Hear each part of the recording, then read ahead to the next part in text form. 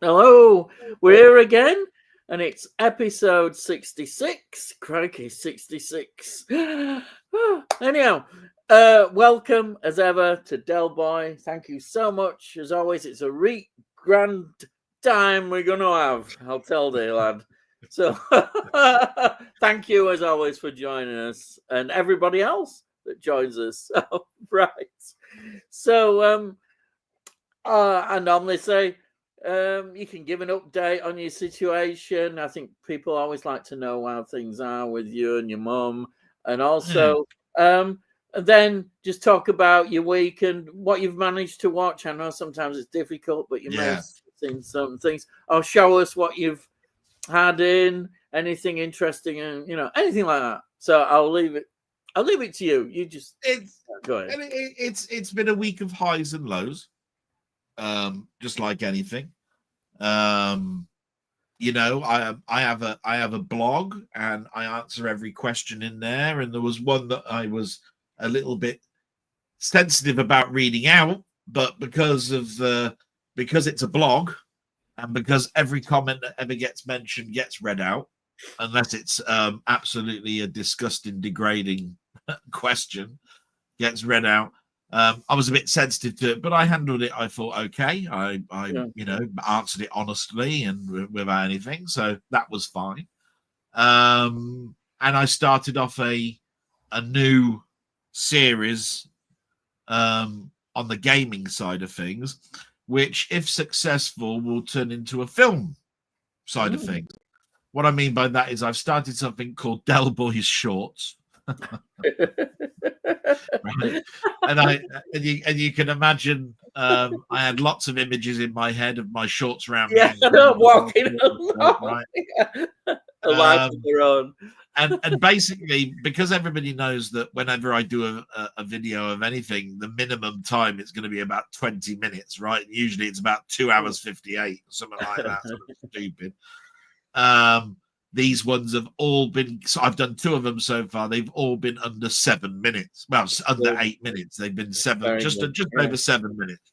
Yeah. And I'm then going to, if there's a couple of games that are a little bit more complex, there'll be something called Delboy's Extended Shorts, right? Yeah. I like that. Yeah. And again, there'll be probably a little joke there about my Yeah. trousers being a bit above my knees or something, right?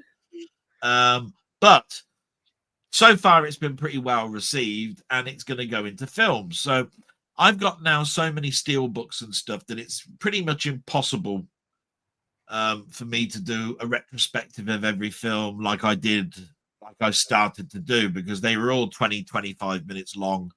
And I've got a piece of software called Collectors, right? It's a movie database type thing where you scan the barcode and it brings in all the details, and there you are. You've got your database of your films. Mm. And I do my films and my TVs by barcode. And Yeah. I've only started scanning the barcodes in the last couple of years, even though I've had the programs for over 8 years. Over 8 years I've had the Mm. programs, but I've never used them. And I've scanned in about 4,000 individual discs, Mm. and I'm only probably just under halfway. And if you can imagine that, I'd never be able to do a retrospective of them all. 20 minutes, like it will take Yeah. me until I die. Yeah. So I used to do at the end of my blog, this is what's arrived this week, and I'd just show the cover. Mm. Mm. I might do something called a Delboy film short, and then basically show the cover and open it up and that, and then give a little bit of a Yeah. retrospective of who directed it, who did the music to it, where I watched it, and what sort of thumbs up grade I give it. Mm. A little bit similar to something like you do in regards to your top 5 Yeah. comedies Yeah. of 1985 or something. Yeah. Right? Yeah. And if there's one there that I want to go back to do a bigger retrospective, I'll do a longer one. You know what I mean? Yeah. So I mean, just to give you an instance, I put the Space Invaders one, which is from 1978, an arcade game from 1978. Right. It's 7 minutes long, and so far 120 people have watched it. Ah. Right. Mm. And when it comes to my blog, I usually get over 200 and something people watch my blog, and it hasn't reached 110 yet, which is around about normal. Mm. So more people have watched the Space Invaders than they have the blog by this point. And it's probably because of how long it is, 7 minutes. Yeah. Like that. So if it's successful, I'll be doing the film side of things. Mm. So that's the good news on there. The bad news today is that I've had some more news about my mum, and she now has been diagnosed with vascular dementia. You can look it up if you want. It's a pretty, well, it's a common strain of dementia, but it's a pretty dominant sort of death knell one. You know, it's got tendencies for things like anaphylactic shock, seizures, dizziness, and eventually it affects the lungs and the heart. So, you know, that's how you die from it, because your brain doesn't keep your heart and your lungs going. So that's vascular dementia. So I've had to telework that. One of them was very understanding of it. Another one was not. Enough about that. I'll talk about that in my blog. So that was a pretty damning thing to have to happen today. And when it comes to what I've watched, well, you know, let's there hasn't been much that's been coming through the post, to be quite honest. I'll just turn the background off. There we go. There you are. You can see the room, right? I think I showed this. I think I showed these last week. I don't think I've had a film arrive this week. So there's Terrifier 3. I'm pretty sure I showed that last week. You did, yeah. And yeah. I think I showed Sinners, didn't I? Yes, I think you did. Yeah. Because that arrived early. Yeah. I tell you what, if you want to see a really nice opening of Sinners, go to Muckman Movies. He's done an absolutely lovely unboxing, because he explained to me that on Saturday that his Sinners had been dispatched, and mine actually arrived Saturday morning. So it gave me great delight to turn around and say, "Up yours, I got mine already." So that was really, really good. When it comes to the films that I've therefore been watching, it's mostly what you've been watching. So I'm going to let you explain them, Ian, because I'd like to hear your take on them. And these are films that I sent you. That's right. Yeah. I sent you because they meant something to me when I originally watched them when they first came out. Yeah. So those films are Pro Mama from the Train, Free Fugitives, which you saw a background of now, and The Edge, which I've talked about as a soundtrack a lot, but not really as a film, although I have turned around and said it's one of my films that I like to put on as a sort of like a guilty pleasure. Yeah, I get that, yeah. So I watched that, but I also watched another one. I forgot what it's called. It's what's it called? Not Apprentice, what's it called? We saw it last night. The Amateur. The Amateur, that's it. Yeah. Which was really good because it's quite a compelling story. I only managed to watch half of it yesterday, and I was going to watch the other half today, but with my mum's news, it's I haven't been able to watch the other half. But so far, what I've watched, his wife is killed. He's a sort of like half pint, not really a special agent type person. It's very compelling. But he's got a certain set of skills that he's adamant that he wants to meet the killers of his wife. It came out, I think, April this year. Probably not too much fanfare. So I've enjoyed what I've watched of it so far. It's one of those ones where I've gone, oh, do you know what? This deserves a hell of a lot more. Yeah. Than I did. But I'll let you speak about that. And the biggest thing that I've been doing over the last 3 weeks, actually, is I've been reliving my time with the Fantastic Four. I've been reading the Fantastic Four since I was 5 years old. These are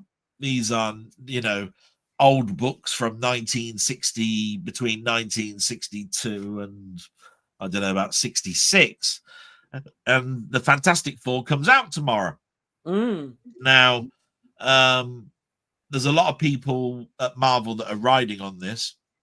I've already turned around to people and I've said, look, whether it's good, whether it's bad, you don't want to go into it reading the comic book and then going, oh, they've changed this, they've changed that, all of this sort of stuff, because Marvel have purposely turned around and made this a pocket universe, one of these multiverse things. So it's not the book.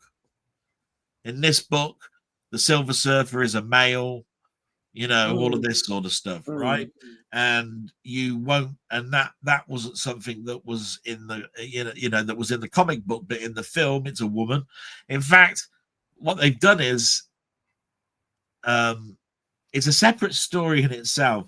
But the reason that you've got a Silver Surfer that is a herald for Galactus is that he turned a guy called Norrin Rad into the Silver Surfer because he wanted to protect his planet and he wanted to protect his girlfriend. But what happened was Galactus wiped their minds and took him away from the planet. That's the story.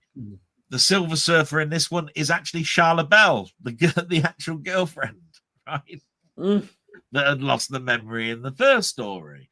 So they have sort of like taken some bits of what is true and turned it into something else. But Galactus is still the world-devouring eater of planets. The person, a person that is not an enemy. It's just he has to eat. If he doesn't eat, he dies. So he goes through the whole of the cosmos, searching for planets. They can't be dead moons. They have to have living, breathing stuff in it. And all he wants to do is survive. Now, from that point of view, he's like every creature that's out there. We kill pigs, we eat carrots, all of that sort of stuff. He does it on a world scale. That's what Galactus is. That's why the critical element of it all is such a big thing. I mean, we're talking about that's the Earth gone. You know what I mean? If he can fly a spaceship from one place to another and eat and set up a piece of equipment that sucks all the energy out of the Earth so he can eat and then goes off. By the time he gets to the next planet, he's hungry again. That's how it. That's how it works. So this starts tomorrow. So I will try and get to see it. With the news about my mum, it will probably be very difficult. But because I'll now probably want to spend even more time with my mum than I do, which is a bit hard to do when you've got to work as well. But I seriously am jealous of everybody that can go to the cinema at the moment. I'm one of those people that I'm trapped, a little bit. I'd love to be able to go out there, have a very expensive box of popcorn and drink and watch a film that will cost me about 13 quid. I'd love it. Just to turn around and say, bollocks, damn. You know what I mean? But it is what it is. And other than that, it's been watching a bit of TV and watching everybody's channels. I've watched Muckman's channel. I've been watching Steve's gaming channel, Mainmeister's channel. I've been doing all my normal stuff, and I've tried to keep everything normal as possible. And I believe you've got some possible news later on this month in regards to,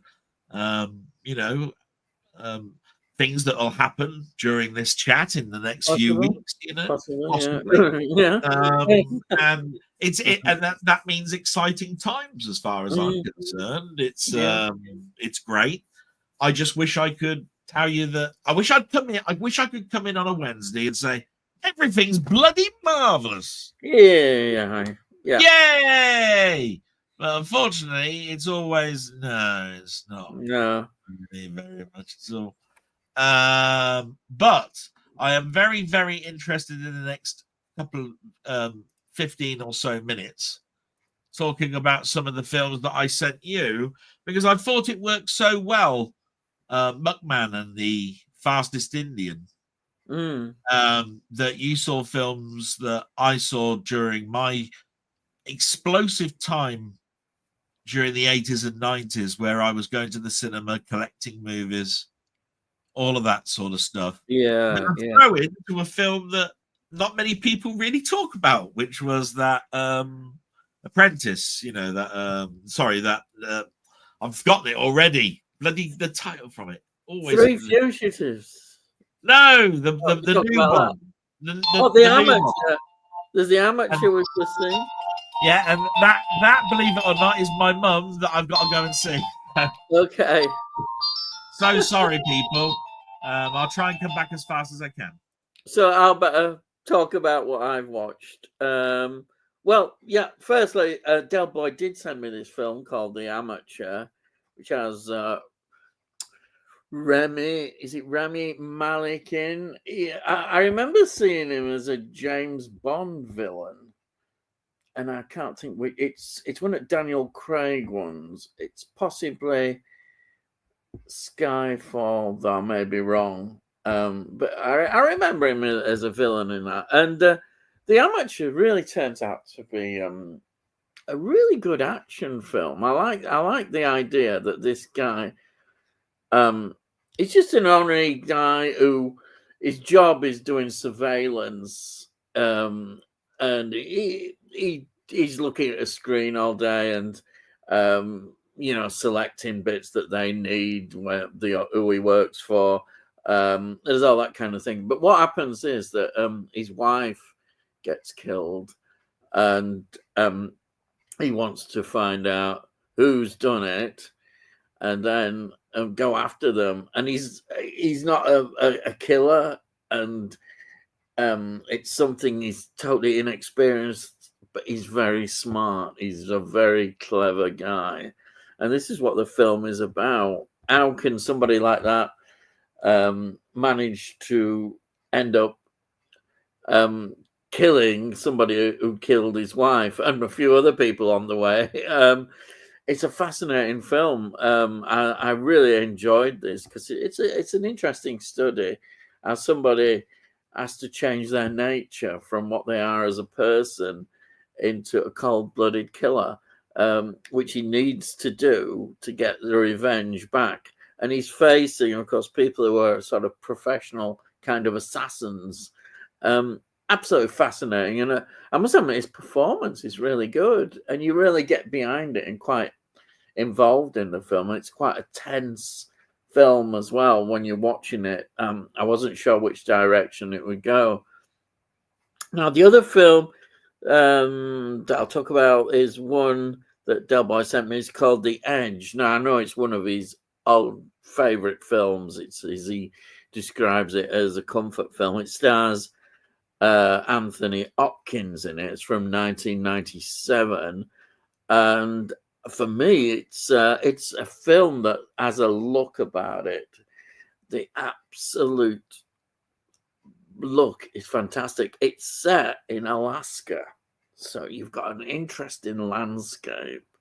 He's a character who's a rich billionaire, but he's got he's the sort of man that reads a lot, and he's likes practical things. He learns about practical things, even though he's got all this money and that he could do. He likes to do sort of practical things, and he ends up in this situation where he is effectively in the wild with a couple of other characters. The pilot when the plane crashes is there, and also is this other character played by Alex Baldwin, who is his friend, is a friend to him. But he knows he's also got a secret. His friend, he knows that secret is he's got a very beautiful wife, as the Anthony Hopkins character, but he also knows that she's having an affair with this Alex Baldwin's character, who's a friend. So that's an interesting dynamic when they're put into a situation in the wild. He could effectively get his own back and get rid of him. But it's just an interesting character study, really. And for me, it was the just the landscape, seeing all that, I think made it an interesting film. I know Delboy really rates it, and I can see why. Anthony Hopkins, again, he's such a versatile actor in the characters that he plays. This is yet another character that he just nails it straight away. You can see that very much so. Really, I thought it was a great look at Anthony Hopkins. Then there's a film he sent me, which I think a lot of you probably would know, but I don't. This is the first time watch for me, and I know it's a film that's talked about, which is Throw Mama from the Train, 1987, starring Danny DeVito as this writer. Absolutely brilliant performance. I think he directed it as well. Great performance, but it's a comedy that's got a lot of sort of heart to it. You really sympathize with this character, and I really enjoyed it. You know, I think it's one of those films that just puts a smile on your face. It's not one of possibly. It's a film that you can watch again and again, and I think that's probably its strength. It may not be my favorite comedy, but I would rate it enough to watch it again and again, and really enjoyed it. That's Throw Mama from the Train. And then there's this other one that we mentioned, which was The Three Fugitives, 1989. And that one stars Nick Nolte. And for me, it's my personal opinion, it's his best performance in it. It's with Martin Shaw and this little girl. The actress who plays the girl is also very good.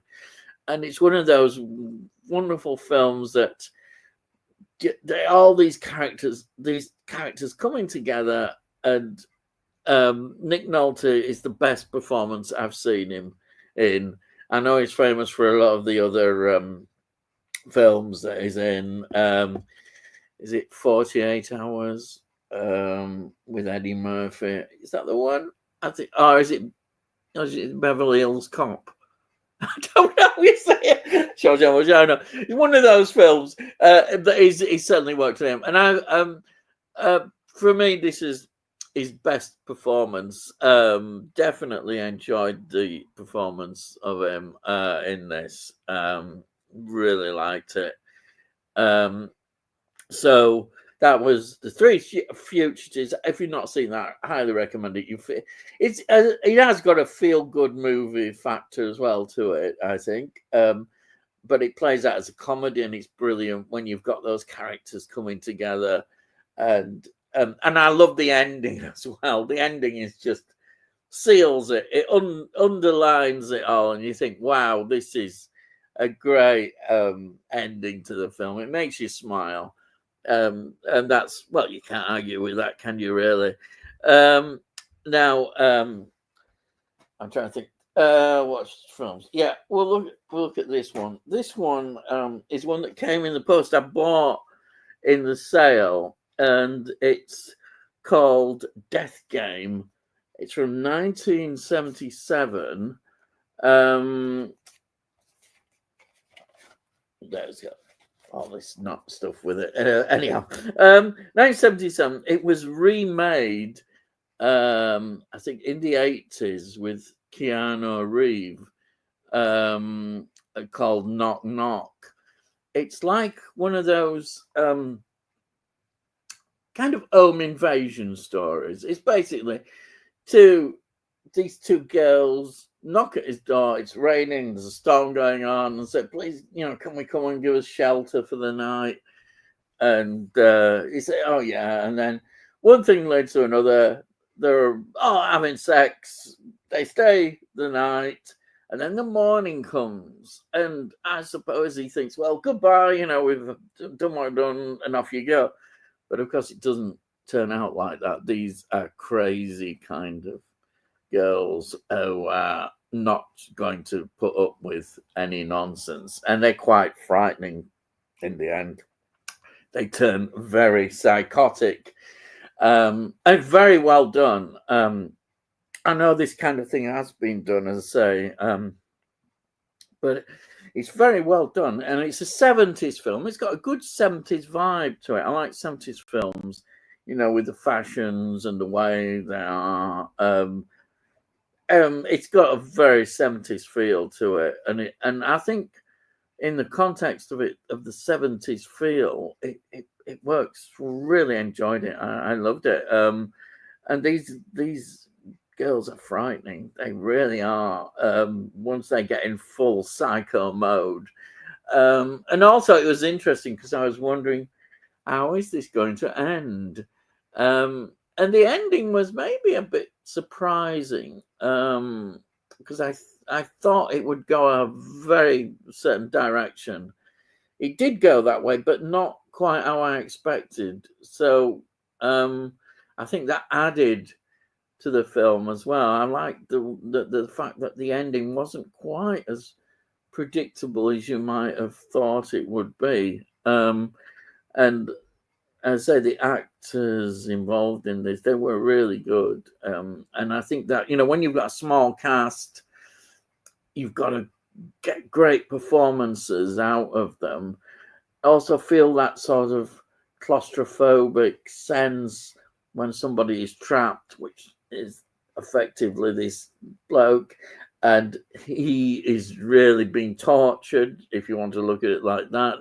He's been totally restrained, and there's a sense, of say what he's going to do. What's he going to do? Is he going to be able to get that opportunity where he can get back at the girls, or because the fact is it is a threat to his life, and is he going to be able to get out of that? I thought the acting was superb. It had a very, as I said, 70s feel to it, and I absolutely loved it. It kept me on the edge of my seat watching it. I've not seen the Keanu Reeves version, Knock Knock, which might be, I don't know, it might be more gory. It's Ellie Roth, but this one, great 70s film, absolutely loved it. And then another film to talk about is this one. This is called Final Cut. It's a sci-fi film starring Robin Williams, and it's a great concept. We have actually maybe seen this kind of thing before. It's where people, when they're born, they're given implants, and therefore it records all their life memories.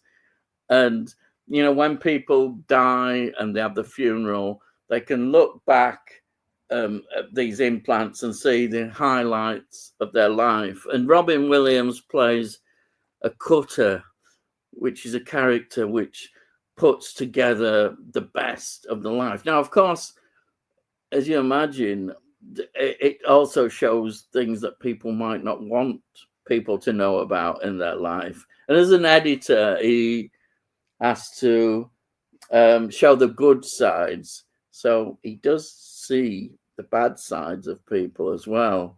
And this is how this film, he sees something that perhaps is not such a good thing to see. And the film develops from that, and the people involved, it really escalates into a matter of conscience for him. And I have to say, Robin Williams, he gives another great performance. You forget that, sometimes, we see him as a comedian, somebody who really can make you laugh. And it's interesting that there he is doing this serious film, and you look at the extras, and there's a great documentary. And in between all these very deep, serious scenes, he's there joking away, doing silly voices and everything. And then he just clicks straight into this quite dark, depressing things that are going on. And I think that shows, again, what a great actor he is. And we did see it in so many films that he could do that. And this film, I've not heard of. I just stumbled across it. It's not got a Blu-ray release. It's only got a DVD release. And I got this for a couple of quid. And I'd say that it's a couple of quid well spent, because what I absolutely love this. What year? This is 2004, the final cut. 2004. So it's after things like 1 Hour Photo, Insomnia. Yes, yeah. Which we consider to be his dark phase. He did 3 films that were dark. Yeah. Have you seen this one? Was it Death to Smoochie? I think was the other one. Yeah. You've not seen that? I thought you might have seen this, because you. I think I have. I think I have, but it's one of those ones that hasn't stuck in my brain that much. Yeah. And I don't think it's because of the performance. I think it's probably because 1994 was quite a glut of good films. It's one of those type things. I mean, I have seen this kind of thing with the memories and that have you, but I think it's done well, and I enjoyed it. So, that was only cost me a couple of quid from Music Magpie, I think it was, and I thought, I'll get that. I'll have to rewatch it because it sounds good. It is. It was very good. It's sci-fi, I like to see some sci-fi. So there's that one, and then I think there's I'll end with this one, which I did a review of, and a lot of this is more. It was a personal, very sort of personal review. It's The Blue Max, 1966. It's personal because it brings back memories of my dad, and I remember he taking me to see this. He took me all this period of great war films that they had. And Blue Max is such a good film. George Peppard stars. I think it's a very early role for George Peppard in this. Who did the music to that one? Just out of interest. Is it your mate? I wonder. Is it Jerry Goldsmith? I don't know. Just have a look if it's on here. Music. I wonder if it is. Screenplay. Original soundtrack available. You haven't said who's composed. Is it Jerry Goldsmith? Yeah, it is. Smiling. It is, isn't it? It is. Yes. So you've got it. You've got the soundtrack. Yeah. I had to get it in somehow. It's just I went, my God, he's watched the Blue Back. I wonder if he knows. Yeah. I liked it because, again, it was that period when we were seeing the war from the Germans' point of view. And of course, it's the First World War as well, which again is another exciting period. I mean, the aircraft, and these were sort of pioneering people in war, in terms of warfare, developing these aeroplanes. Though again, I think it does show you, as the same in our country, that the people who were in the early RAF and the earlier Luftwaffe were all kind of from posh backgrounds. They were more the aristocrats, because it was like a hobby for them. And one of the great things that comes out in this film is a discussion about warfare and chivalry, because to them, they're concerned everything has to be done in a certain way. And George Peppard is somebody who's from the lower class, and he's saying it's warfare and we just kill them, whatever, Whereas them, they said, "Oh no, you've got to do it in a fair way," and that's the chivalry, which is an interesting look at sort of the society. But how both air forces, that's what their origins were. They came from the upper classes.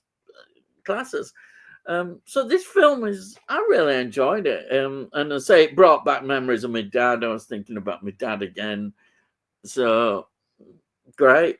I think that's it. I think I've covered everything. Yeah. But I must admit, this final cut, it was so good. It was an exciting film to watch with Robin Williams. And for a couple of quid, that's it. And it's not got a Blu-ray release. Yeah, surprising, but there we are. So you like The Three Fugitive? I'll have to rewind. You like The Three Fugitive? Yeah. Oh yeah, The Three Fugitives was really enjoyable. I say for me, it was possibly my favourite performance by Nick Nolte that I've seen. I think he kind of stole the film actually in many ways. He's so good in it. And the way he is, I know Muckman's got, because he held it up once, in one of his top 10, whatever it was. Whatever. Yeah. I mean, I watched that from the moment it came out at the cinema. Yeah, it's the same thing with Throw Mama from the Train. Yeah, which I really like. But then again, that's a parody of a Hitchcock. So, yeah, that's right. Yeah. So I was always going to like that. And I've talked so much about the music in The Edge, an Anthony Hopkins film. That's right. Yeah. Which I think is a little bit underrated, because around about this time, the Silence of the Lambs and all of this sort of stuff. But it's just he played there is a dilemma in the film. It's like, do I rescue and save the people around me that basically have been bad to me? I mean, I don't want to give it away. Alex Baldwin character. I did mention Alex Baldwin had an affair with his wife. With his wife, who is a model. Yeah. Played by, was it Annie McPherson? I think it was. Yes. Yeah. That's right. Yeah. So, I mean, I find that film brilliant. It even shows, while he's in the plane flying to the photo shoot, a book that his staff had sent to him about how to survive in the wilderness. And it was a little pocket book. And I thought that was a nice little touch. I think the other nice touch is that watch. I wouldn't give anything away, but there's a watch in it, a pocket watch. Yeah. That has such a significance. It's fascinating, but I because he needs something from that watch. It's fascinating. Yeah, not to give anything away, but I wanted to send those 3 films, and then of course there was the new one that I thought, well, you might not have heard too much about this one, and I'm about to watch it, so I think I'll send it and see what you think. So yeah. I think I think The Amateur was. I think you'll enjoy that. What you've already seen half of it. I watched half of it. Yeah, I think The Amateur was really good. It's entertaining. It kept you engrossed, and I like the idea. The idea about somebody using their intelligence rather than them being, a killer. Yeah, because he goes up to Lawrence Fishburne. He goes up to Lawrence Fishburne, and he goes, "Come on, shoot me! Put the gun, put it in my chest, shoot me! Come on, come on, shoot me! And it'll get. See, you can never be a killer. You haven't got the killer instinct, didn't you?" That's right. It's Lawrence Fishburne pops up in a lot of films, doesn't he? I've seen it. Yeah, he does at the moment. Yeah. I have to say. Yeah. So those were the films, and I say the Blue Max just was outstanding to see that. Just so many. So apologies that I had to go, but these are the things where my mum just needed my help for 10 minutes. Yeah. And it just happens to be in half an hour, my sister would have been here. So if she could have just held back for half an hour, we'd have been doing it all at the same time. So in 10 minutes, my sister will be here and I'll have to go again. But it's literally, I'm only gone for about 10 or so minutes. So it's not like it's a biggie thing. But yeah, I do thank you for your support with me on that, because there aren't many chat shows that would tolerate. Okay. I think most people understand they should do anyhow. There's no problem at all. Definitely no problem. And we know from your blogs as well. So yeah. Actually, so I think before we get into the comments, I'd just like to say that if anybody's new watching us here, please subscribe to Delboy's channel. Excellent channel. His blog, of course, is what everybody sort of talks about because it is brilliant. It is such a brilliant blog. But he is doing other things as well. He does other things. And as he mentioned, these game things, he's very much a gamer. I know nothing hardly about games, but he's got a gaming following. He's well thought of in the gaming community. And go and have a look at his videos.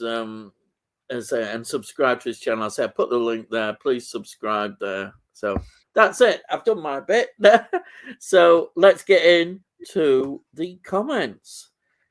And the first comment we've got is Stephen Moles. Yeah. Hi, Ian and Delboy and everyone in the chat. Rest in peace to Ozzy Osbourne. Yeah, that was the news that came this week. It was so sad. It sort of like came through on my phone while I was with my mum. She wanted to watch the football, the Lionesses. Oh yeah. Fair enough. And about 50 minutes in, it came in, and it was weird. It was a new, it was a bit surreal, because I thought to myself, wow, a couple of weeks ago he was only doing his farewell performance. That's right. Yeah. And of course he's from Birmingham. I mean, I'm not a big heavy metal fan, but even I know Ozzy Osbourne. Yeah.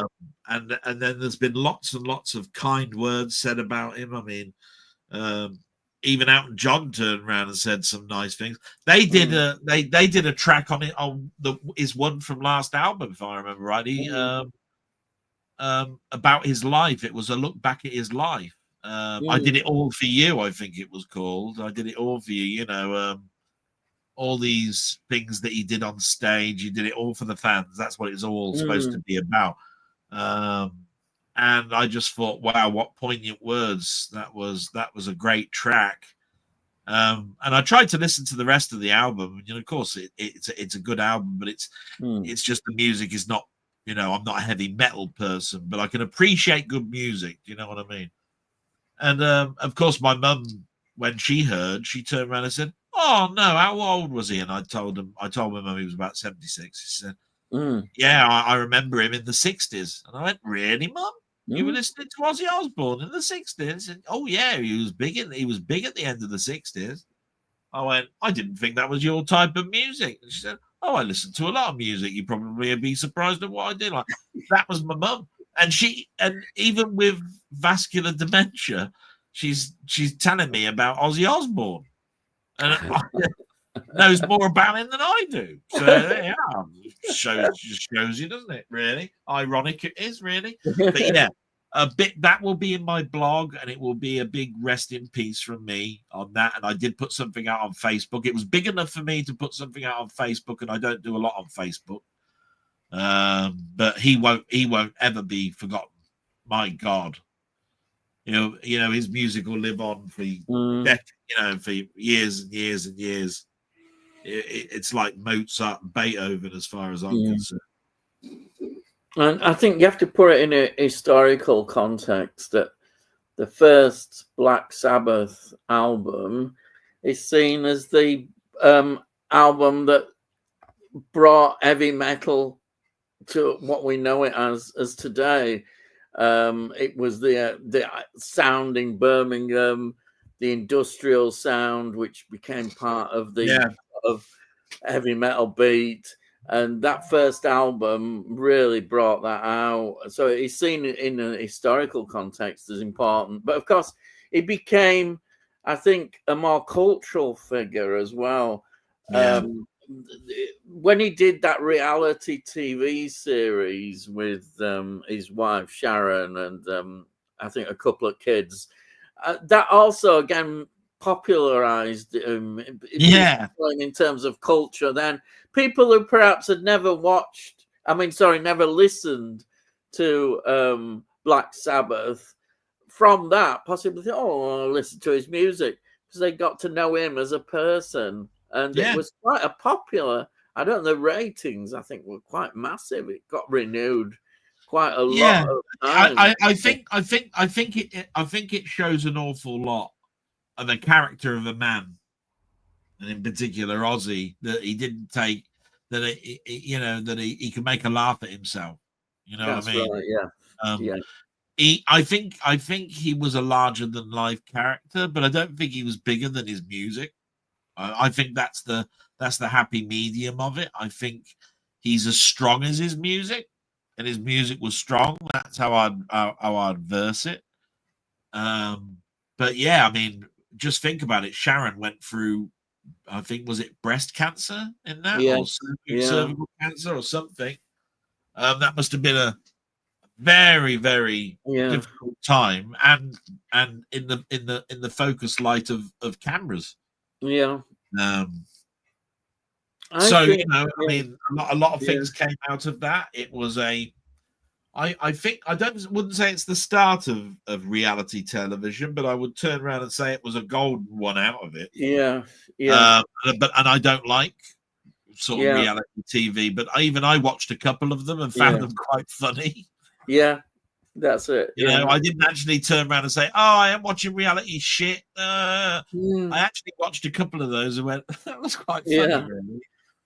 I think it's interesting that when he did that last farewell performance, which was that he was able to summon the energy to do it, he must have kind of felt in his mind that his life was getting near the end. I feel sometimes some people know that, they just know it. They know it's coming, and that I think made it even more powerful. And you know, that, as I talked about it before, the love from him and the love from the audience coming together really did make it special. So it was a good thing that really happened there. I think, you know, something special happened. I'm just gonna be back in 2 minutes. No, there hasn't been a button press, but I can hear my sister in the kitchen. I just want to tell her a little bit about my mum before she gets I'll carry on with comments anyhow. 2 minutes. I'll be 2 minutes. Yeah, it's all right. Yeah. So I'll carry on with the comments. So we've got Sai saying evening gang, and then Sai, an obvious rest in peace to Lord of Darkness himself, Ozzy Osbourne. Yeah, definitely important place in music history and a loss, definitely. And then Steve's Gaming Part 2. Hello everyone. Hello Steve. Welcome. And then we've got Sai saying, going to see Fantastic Four tomorrow. Can't wait to see it because of the decent reviews it's getting, especially the praise for Ralph Ineson as Galactus. Yeah, Delboy mentioned about Fantastic Four. It looks like it's going to do really well, which would be a good boost, I think. Definitely to what has been a very sort of not so good period for Marvel. So that'll be a good thing for them. And maybe they'll learn from it as well, possibly, about the kind of films that they should be releasing. And then this is interesting. Sai says, also, I'm going to watch a special screening of The Hitcher tomorrow night, which I'm excited to see it on the big screen. Wow, what a fantastic film! It's almost like a cult classic that went massive. It just went massive in terms of appreciation, and that special release that they did has really brought it to people's attention. And now you're going to see it on the big screen.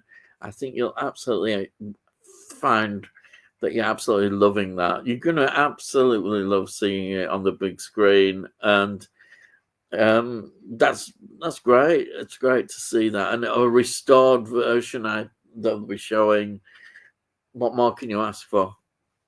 And then we've got Steve's Gaming Part 2. So sorry to hear about your mum, Del. The one good thing is that she has you to love her and take care of her. Many people don't have that. You're doing her proud. I totally agree. Delboy is doing a fantastic job. You know, being a carer and to a relative is very, very difficult sometimes, emotional. I felt the same when I had to look after my wife. It's a job that, you know, he talks about it. It is, you are on call really 24 hours a day.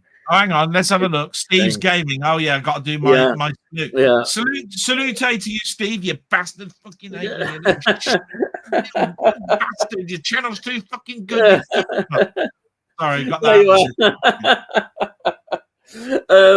Yeah. So I was just saying. Yeah, I understand a lot about when you're a carer, and it's something that you do, you get into, and have to do it, and you're quite happy. I know it sounds a terrible way to say it, happy, but you are happy to do it because it's something that is important to you personally, how you feel. It's a loved one, and I was the same with my wife, and I know you are the same with your mum. You do it. It's quite simple, and I think you know, it's great. And my rant is that the government should be paying carers allowance without all this, how difficult it is to get. I know you mentioned it. I had the same problem. I'll tell you another little story that's happened as well. So we've applied for pads to be provided on the NHS. Yeah. Right? And they send you this form out, and you have to say on this form how much liquid your mum drinks, you know, or the person drinks, and then how many pads you get through in a day, and then you do that for a week or whatever it is. And then you send it off, and they then send you samples, and then you tell them which ones you want, and then they come back and tell you how many you can have. What we didn't know was that the maximum that you can have is 2 pads a day. What? So we filled this in saying she goes through about 3 or 4 a day. Yeah. And, you know, as well as a pull-up one that we put on at night, you know, right, which makes them more comfortable, right? And no matter what you write down, you get 2. And anything else above that, you have to purchase yourself. Yeah. And it's like, well, why did you ask me to write all this stuff down? I mean... Yes. Yeah. Agree. Yeah. I just don't get it. I mean, what you're saying then is you get 1 in the morning, 1 in the afternoon, and tough shit for you early in the morning and in the evening. You know what I mean? Yeah. This is the sort of thing that we're learning. Yeah. As we go along. And I remember, like you, to actually get the carers allowance, you have to wait and wait. Yeah, we're still waiting. And wait. You do get it eventually, but blooming heck, it's a hell of a wait. Yeah. The only positive thing I would say, this is what they did. They do backdate. So you should get the money, backdated money, which from the moment you apply, you should get that money when you apply. Yeah, this happened mid-March. So we're now 4 and a bit months in. Yeah, exactly. It still could go on, dare I say it, much longer. Yeah, I know it's terrible. They just don't have a mechanism, it seems, to speed it up. Yeah. I don't know whether there's not many people working on it, whether they've got a small number of staff or what, I don't know. But it's a very slow process. But at least they do backdate it, and that can be quite vital if you get a lump sum that you really need, because you've, as you said, you've been putting into your savings, and so that will be helpful. I hope they still do that. I hope they do backdate it. They should do, really, because if you get it, you're entitled to it. So that'll be some comfort. That's the only thing I can offer about it. But you will get it. It's just the wait. I just said to my sister, should we this was it was a joke. I said, do you think Mum would like to go on a train? Oh dear. You can read in that as you will. Yeah. Oh dear. Based on films we've watched this week. Yeah. Oh dear. But no, it was a joke. But, yes. Yeah, before anybody starts getting indignant and what have you. Yeah. Anyhow, next we've got Muckman Movies saying, good evening, chaps. Good evening, Jamie. Welcome. And then you handsome bastard, you. Yes. Si says, I feel for you, Delboy. My mum died 11 years ago, and sadly, it was a slow process with angina. Oh, right. What's coped and much more. I know what you're going through. It's definitely a tough time. Stay strong. Yeah, it's true. Thanks very much. Yeah. Even though I know everybody, people that even probably dislike you would never want something like this ever to happen to you. You know what I mean? I don't think anybody's so wicked that they would wish this type of thing on someone. It's nice that someone like Si would say that. I mean, he doesn't know anything about my mum, but he's experienced it himself, and he knows what I'm going through. And I said it to my sister, actually. I said, as much Tracy as you, because that's her name, Tracy, that we're both doing well. I still like to voice it out. Well done, Tracy, for doing that. Thanks very much for emptying that, whatever it is, because we all need sometimes a pat on the back. If we don't hear it, then it's just counted like a job. It's like you're a robot. We all want to feel appreciated, wanted, needed. It's those rights that we as human beings want. Do you know what I mean? It's why I feel so much for people at Christmas that are single or whatever, because they see so much about couples and families and kiddies enjoying stuff, and a single person is probably not going to have that type of experience, and it's horrible. So yeah, thank you very much, Si. That's why I'm a very deep and appreciative person that you put something as nice as you have to me. He doesn't know me from Adam. Do you know what I mean? So, such a nice group of people. It's why I love being here. And then we've got Muckman Movies saying, yes, rest in peace, Ozzy. I'll be seeing Lita Ford live on Saturday. I expect she'll sing Close My Eyes Forever, which she duetted with Ozzy on. Yeah, Lita Ford. Runaways, as I always think of Runaways when she was their lead guitarist. Yes, it'll be a good tribute, that, yeah. And then Tony says, evening, Ian and Del and chat. Very sorry to hear about the news regarding your mum, Del. Went through a similar experience with my mother 5 years ago. Not easy, and best wishes. Thank you, Tony. Thank you so much, Tony, you little shit. Oh, sorry, did I say that out loud? Sorry. Cy Robson, popcorn at the cinema. Are you a crazy person? You need a second mortgage Yeah. to get food at the cinema. I know Isn't what it it? means. Blooming Yeah, heck. but isn't that exactly what I was saying all those weeks? I said I don't understand cinemas that want to get bums on seats and then do a McDonald's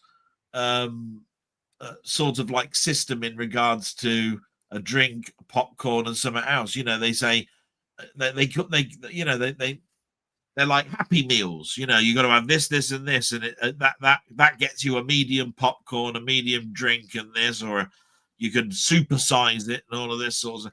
What a load of bollocks! Yeah. You know what I mean? You used to be able to go in there and say, "I just want a bag of popcorn. I don't want I don't want drink. I don't want sweets. I just want the popcorn. I want a medium one to go."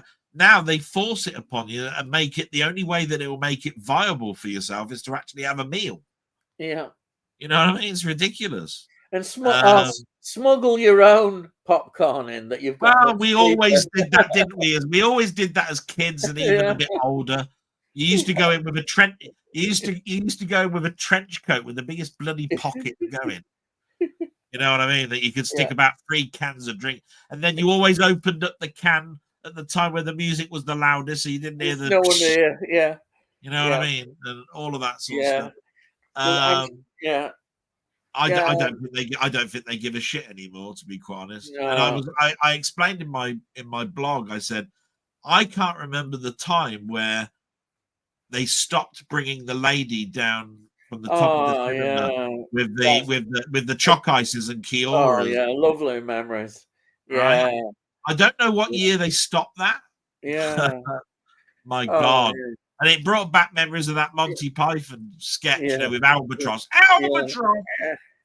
Albatross flavored ice creams, Albatross. You got any chocolate ices? No, I've got an Albatross, haven't I? It was great time. Yeah, there you go. And then we've got Steve Moll's Muckman Movies. I have a few albums by Jamie. Just recently got the Rock Candy Records reissue of Lita.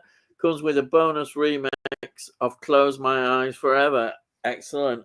And then Muckman Movies. Sorry about your mum, Delboy. I had to rewind to hear what was going on. Thank you very much. And then James says, "Nice, Stephen." Hi, Muckman. Si says, "I sigh." Says Jamie. Muckman Movies. Rock Candy Records have some good reissues on their site. A good group to check out. Fort Knox. Oh, I've never heard of them. And then it puts his thumbs up there. Steve, I'm seeing Wasp at the same festival. I always like their stuff, but never seen them live. Oh, you're having a good time there now. I've seen enough live wasps. I try and kill the bastards. Oh, they're going like this. Yeah, bloody swat, bloody bastards. They try and sting you. They're little shits. They are. And then Tony says, "Sorry to disappoint you, Jamie. Couldn't recall any strange titled films of Ian's." Oh yeah, that thing about strange titles. Yes. You didn't send me any, Tony. You didn't send me any strange titles, so I couldn't find any.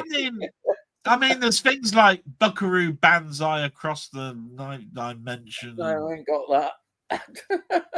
You know, I mean, really, although it's a beautiful word, really, I mean, could you say that Xanadu is a strange title? Yeah, Xanadu. I mean, it's a weird word, isn't it? It's not in the English language. Yeah, maybe. I don't know. It's true. It was definitely a weird one, and it's just one of those ones where I thought I don't know whether I could actually do homage to that question. I think it's a brilliant one that people that have for people to actually do. Trouble is, if I found that if I had the titles, I'd have to try and find the bloody films, and I've no way of actually getting them out of my cases. I mean, so I have got the film Xanadu, right? I don't mind putting my hands up and saying I've got that film, right? I've got the album as well and all of that. But you can't find But them. the thing is, it would take me 3 years to find the box it's in. What can you say? And then we've got Jamie saying, "I'll check Fort Knox out." And then Tony's laughing. Yeah, Wasp are great. Wild Child is my favorite track, Steven says. And then we've got Steven, have you heard any of those damned crows? They're headlining Sunday with Wolf Mother. All right. And then Stephen Wells just recently picked up a box set by a group called Deringer. They're a good group. Again, I've never heard of them. I've heard of Wolf Mother. I have a few albums by then. I will have to check out those damn crows. Yeah. And then you got some texts coming through. No, I don't know. It's strange. I'm getting this noise. I can't see any yeah. Muckman Movies, Zebra and Grand Prix are two good bands, Jamie.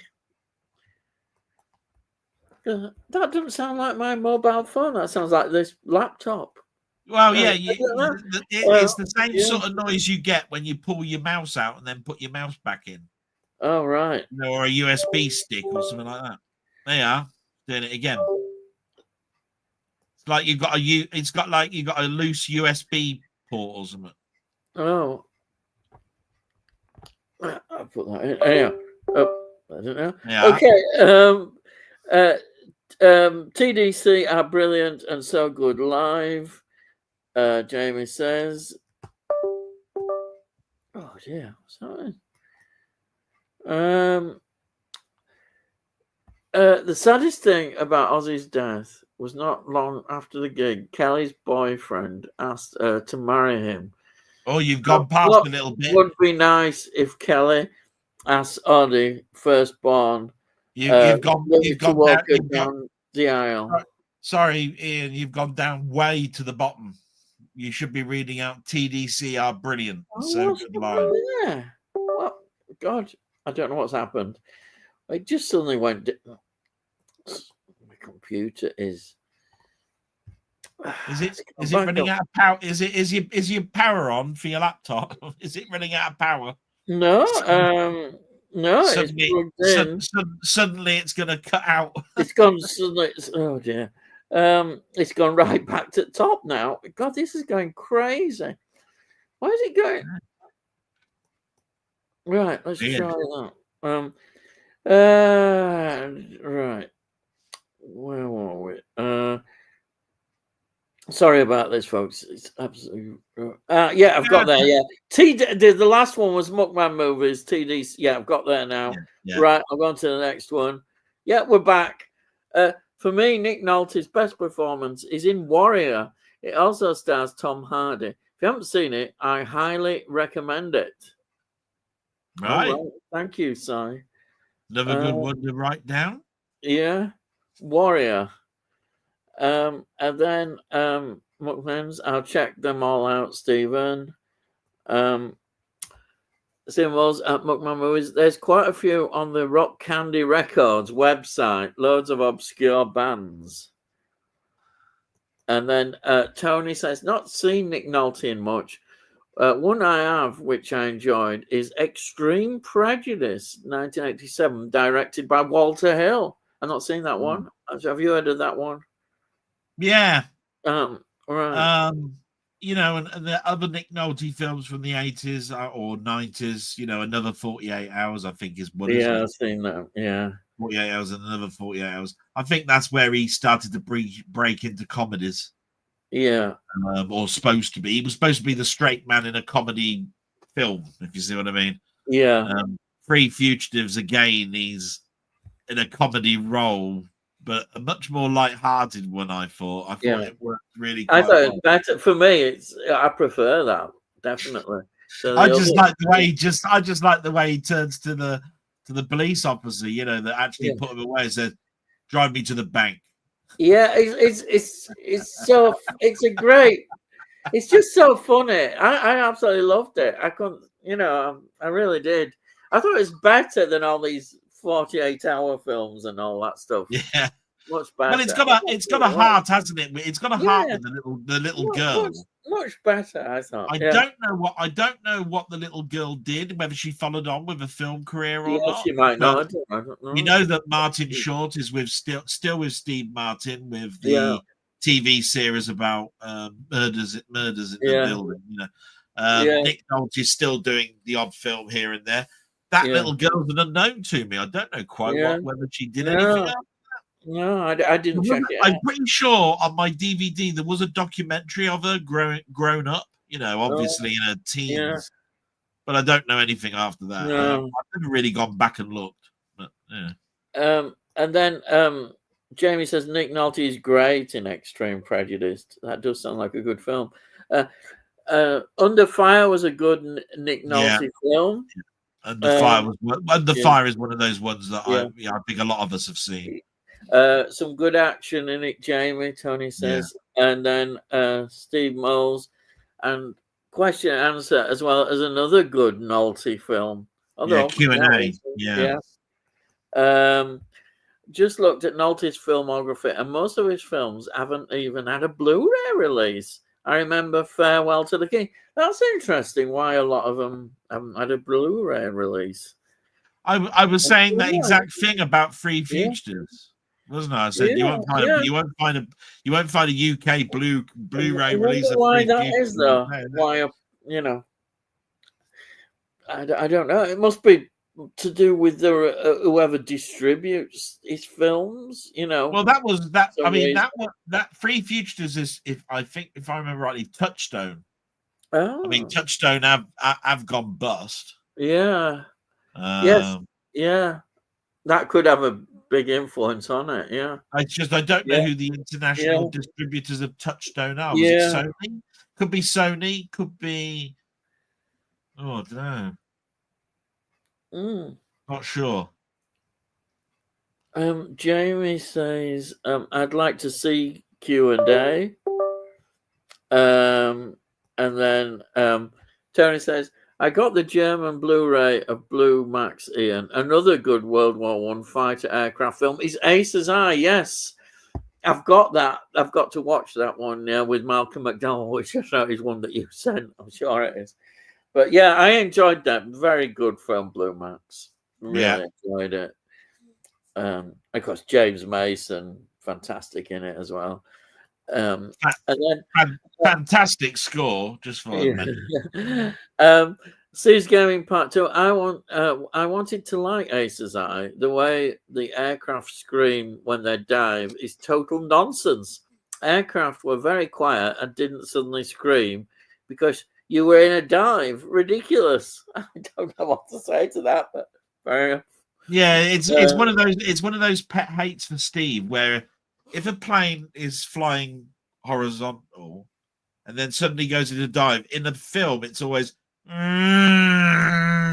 it's like suddenly going to a death dive or something, right? Yeah, right. And at the end of the day, they don't make that noise. You know what I mean? The engine isn't about to explode because the propeller's going around faster because it's heading towards the ground quicker or anything like this. It is a bit weird, but that's just how sound effects guys did them back in the day. Yeah. Somebody going. Yeah. You know what I mean? Yeah. Right. Tony says, "I have Farewell to the King on DVD, Jamie. Don't remember too much about it. Long time since I saw it. Set in World War II, Philippines, I think. Oh, be interesting as well. Yeah. And then I guess it would be all for dramatic purposes, Steve. Yeah. So he says, yeah, but that annoys me so much in films with aircraft. There was only one aircraft that screamed when it dived, and that was a Stuka. Oh, right. Tony says, must have been terrifying seeing a Stuka dive bomber swooping down towards you. I actually agree. That would have been terrifying. God, yes. Yeah. And Steve Games Part 2 says, indeed. And then we got, hello, Ma. Hello to everyone here from the Philippines. Welcome. Hello. Yeah. Hope you're all right and safe there. You've had some really bad extreme weather. Just hope you're safe with typhoons and what have you. And then we've got Tony saying, hello, Ma. And then all that red tape with regard to the pads is just a way of filtering people out. They hope you'll give up and go away scandalous. And you got a good point there. Yeah, you never have to give up. And Mers has been a carer too, and it was a mission accomplished too, Ian and Delboy. I think we all passed this challenge. Yeah, it is a challenge, difficult. And then Mers says, I, Tony York. And then first watch of the week, a French gangster comedy, Let's Not Get Angry, 1966. The French can be very funny. Yes, they can. And then Xanadu is definitely a strange title. You're right, there we are. And then Stephen Moles, the saddest thing about Ozzy's death was not long after the gig, Kelly's boyfriend asked her to marry him. And what would be nice is Kelly asks Ozzy's firstborn, Louis, to walk her down the aisle. Yeah, it is. And then wasn't Xanadu where Kublai Khan lived? Kublai Khan lived. I don't know. It's all those dodgy films you are downloading, Ian. Yeah, I wonder where I get these dodgy films from. Who sends me them? Oh, sorry. Damn.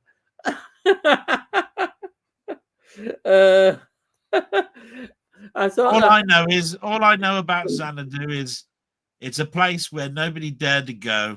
Yeah. I was going to start singing the song then, but I won't. No. The love that we came to know, they called it Xanadu. I thought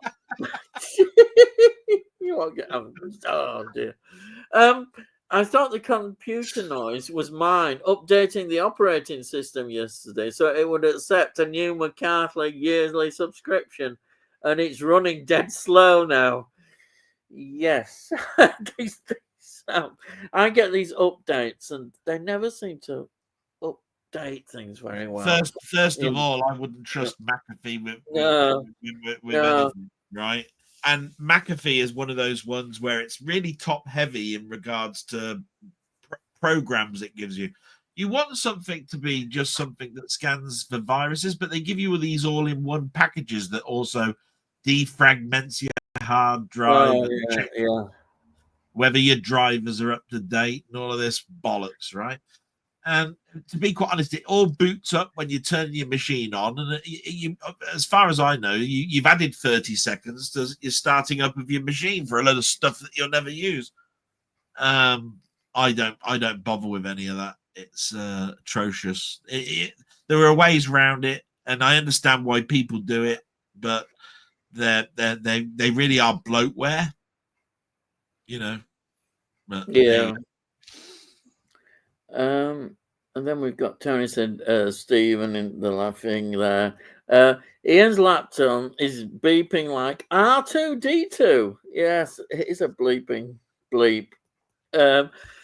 Touchstone are owned by Disney. So now any Touchstone films will ever get a Blu-ray release. That's quite true. And I forgot, Dutch Touchstone is Disney. The light at the end of the tunnel for Disney was that they said around about the release of Low Key 2 on Steelbook that they'd written a deal with the distributors of Sony to distribute the films that they were going to be having mastered. So it gave hope that they were going to be not, instead of just being steel books that come out and every now and again, that they were going to start bringing their catalog out again, of films. But it doesn't seem like anything's come of that, because No. there's still next to nothing coming out from Disney. Yeah. You know what I mean? I'm just annoyed that I suppose you can't blame them, but like Ando, they've just released on Steelbook, and you don't think they're going to release it in just an ordinary release. It was such a shame, But they've got such a big IP, of stuff. I mean, there's Tron and Black Oh Hole. yeah, there's loads. All of these stuff. But the trouble is, what Disney want to do, they don't care about the people that haven't got a lot of money. They want to do things like they want to do like the whole Disney catalog in a book that you can buy for about £300 every year. Right. I saw that. Blooming heck. Yeah. Labeled up number 1 to 100, and then next year it'll be we've added 2 to this book, and you're going to buy it again, and you're going, well, a lot of bastards, I am buying that book again just because you've added 2 to it. Yeah. But then they're not releasing those 2 to add to it. So it's a load of bollocks, to be quite honest. Yeah. That's the only way to describe it. Well, it is. Yeah. And then Si says, what are some of your favorite screen performances? You know what that means. Back in a minute. Okay. Screen performances. That's a very good let's see. Screen performances. It's funny. I think one of the great screen performances is a film that I mentioned. Perhaps I've been mentioning it every week, but it's Christopher Walken in The Deer Hunter. What an amazing performance that is! The way his character develops, or and when we see it, and it's just so amazing for me. I mean, maybe I'm just been looking through it because I love the film so much, but that is amazing performance in The Deer Hunter. Absolutely. So I do love that such a lot.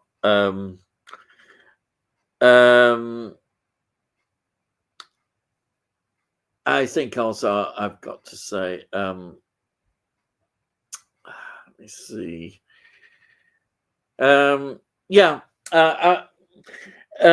James Mason. You know how much I like James Mason.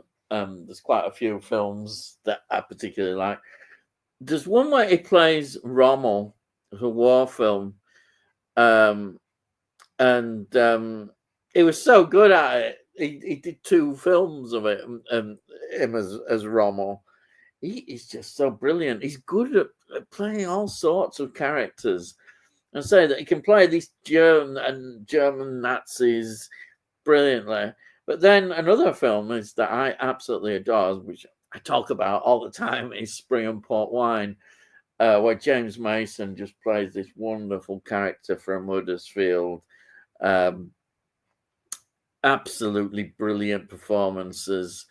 He's such a great actor, saying going right back to classical period of Hollywood, and then later on the way his career developed. I just think he's fantastic. Captain Nemo, he plays so well. Journey to the Center of the Earth, he's great. Lolita, controversial film, but he's absolutely fantastic in it. For me, that he's just great. Another screen performance, I would say. I know it's one of my favorite films, but I just absolutely love it. which is, of course, The Dead Zone. I talk about it a lot, which happens to have Christopher Walken in that. But his performance, again, it's not just his performance, but the whole cast is absolutely brilliant. It's a perfect film for me. And he's just so good in it. I mean, what can I say about him? Absolutely fantastic. So is the rest of the cast. I think of other actors that I've really enjoyed. I think you've got to say Clint Eastwood.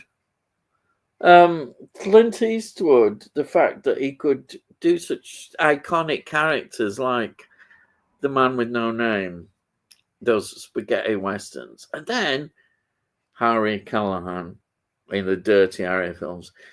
I mean, those performances in the Dirty Harry films, it's just Clint Eastwood. It's iconic. Dirty Harry is such an iconic film and wonderful, absolutely wonderful. Though, as I always say this, that I think Magnum Force, I can watch both them together, those two films, one after the other, Magnum Force with it as well.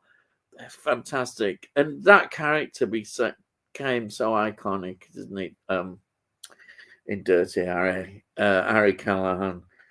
To me, those are absolutely brilliant performances. So I mentioned James Mason and I mentioned Clint Eastwood. What else would I say? Now,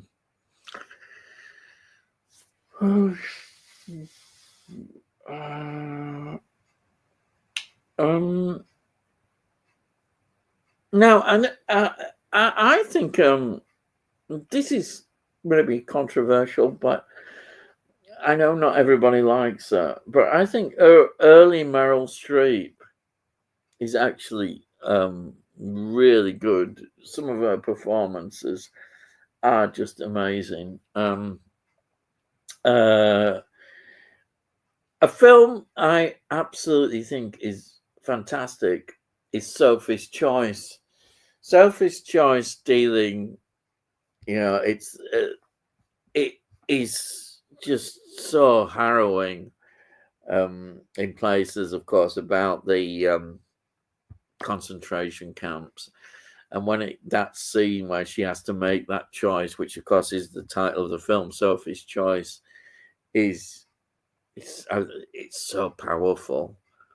And she's having to make that, she's given the choice, which of course is by the Nazis. She has to choose which child she's going to give up to Nazis and one she's going to save. And you can imagine any mother or father having to make that choice.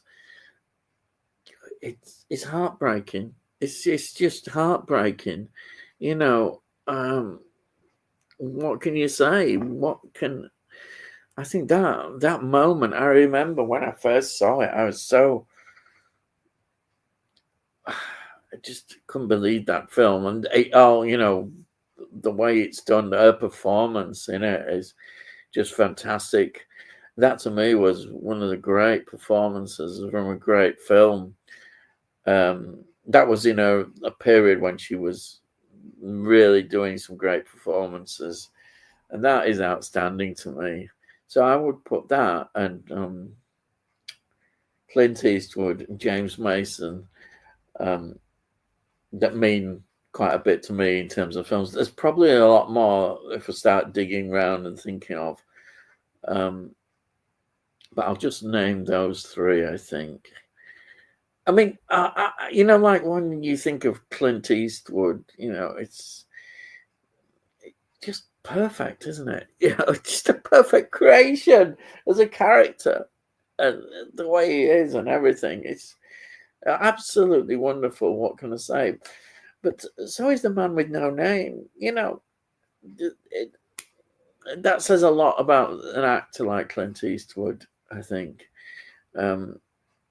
what a great actor he really is, an absolute legend. I think that would be my two anyhow. Definitely, yeah. So hope that gives you some answers. Yeah. There are more. I'm sure I can dig up, but I'll just put those at the moment. And then I'm desperate for a Blu-ray of Deadly Pursuit, which was a Touchstone release back in the day. So if it's a Touchstone release, it doesn't look very promising at all. But I know sometimes you look, I suppose, in Germany and places like that where you may get some release. Oh, I don't know, a bootleg. Who knows? There is that area to look in. Sometimes you have to go for bootlegs if you really particularly want a film and you know you're going to get a good quality bootleg, then you go for it. But it just might be one that is just so difficult to get hold of. And then Sai says, I love Deadly Pursuit. And then a quite low-key film I enjoyed this week, A Month in the Country, starring Kenneth Branagh and Colin Firth. It was set in a Yorkshire village in 1920 and follows two World War I veterans trying to come to terms with their horrific experiences. It sounds right up my street, that. I think I have heard of that. Great actors, Brannan and Firth, excellent. And of course, 1920, very interesting period as well. So that would be definitely something I'd be interested in. Have I missed any important questions? And I don't mean ones from Tony York, the bastard. He doesn't come out with anything interesting. I'm trying to think. Oh, well, here's one. Yeah. I gave some interesting answers. It'd be interesting to see what your answers are. This was by Sai. That would be a good one then. So, what are some of your favorite screen performances? And I talked about James Mason and I talked about Clint Eastwood. There was some right performances. Yeah. They're obviously going to be off of my top films of all time. So Peter O'Toole, Lawrence of Arabia. Alec Guinness, Bridge over the River Kwai. Kirk Douglas, Spartacus.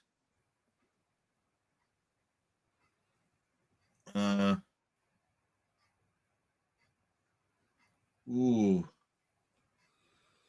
Now, when it comes to Jack Lemmon, I'll say The Apartment.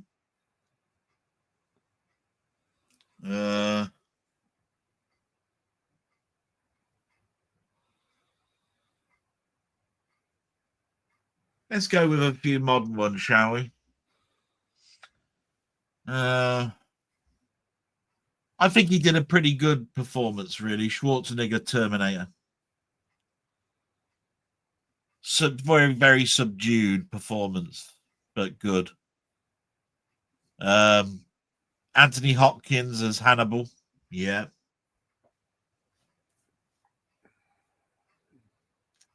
The Elephant Man. I mean, how many performances are great in that film?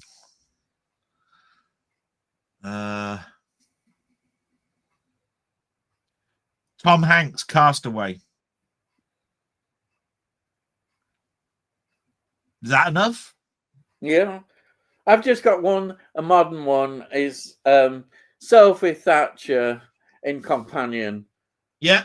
One of my favourite films of the year. Let's sing that now, Companion. Loved it. Yeah, what a performance. She is fantastic in that film.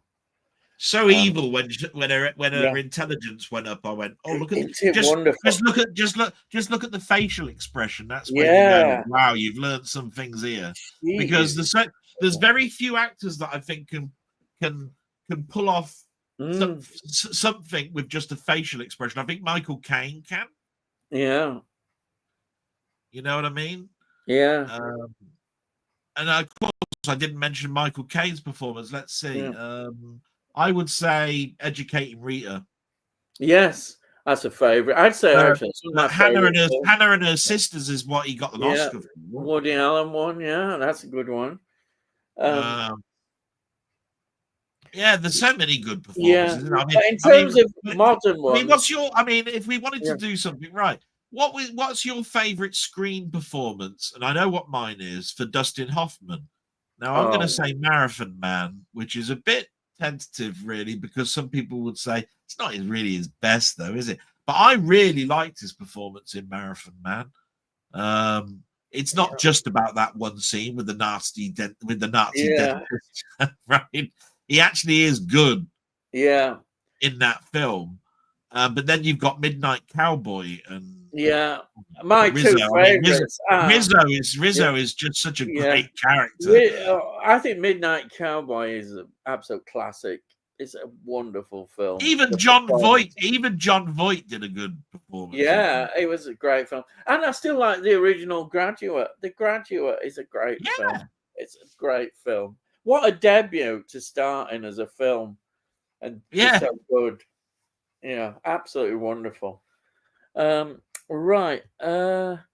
And then, we're on about this. I'm desperate for a Blu-ray of Deadly Pursuit, which was a Touchstone release back in the day. So that's why.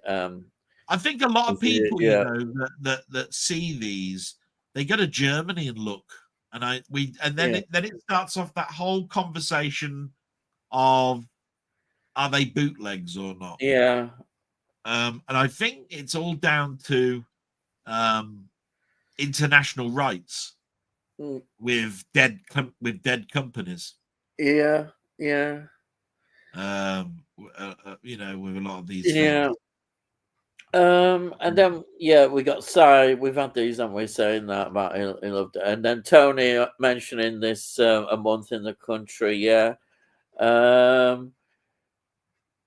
Let's see, we've got Stephen Moles. Memphis Belle is one of my favorite war films. That's the American bombers, isn't it?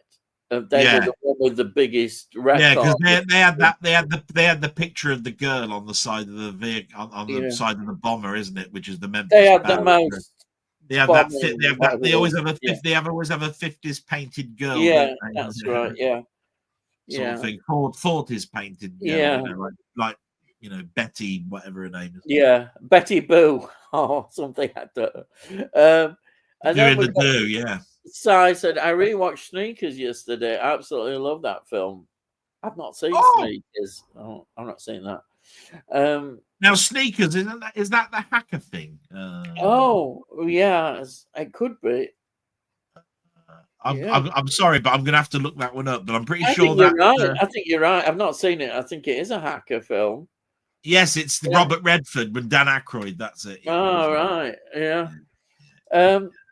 And then Cy says, did you see that Masters of the Universe got a release date of 5th of June, 2026? To be fair, I'm really looking forward to it. Is this the remake? They're doing another one. Well, I wouldn't say it's a remake, more a reboot, because if you're going to remake Masters, it was a shitty film. It really was a poor rendition of what He-Man was. But I tell you what, as much as it's bad, I like it. I could watch that film. It's got Courtney Cox in it. It's got the bloke out of Voyager in it. I know you mean. And as soon as you hear that musical key, right? Yeah, it'll be an earworm in your head for about a week. Then we've got Muckman who's saying J.K. Simmons in Whiplash. Performance. And then Sneakers is brilliant. What a cast too. Muckman movies. Tilda Swinton is incredible, and we need to talk about Kevin.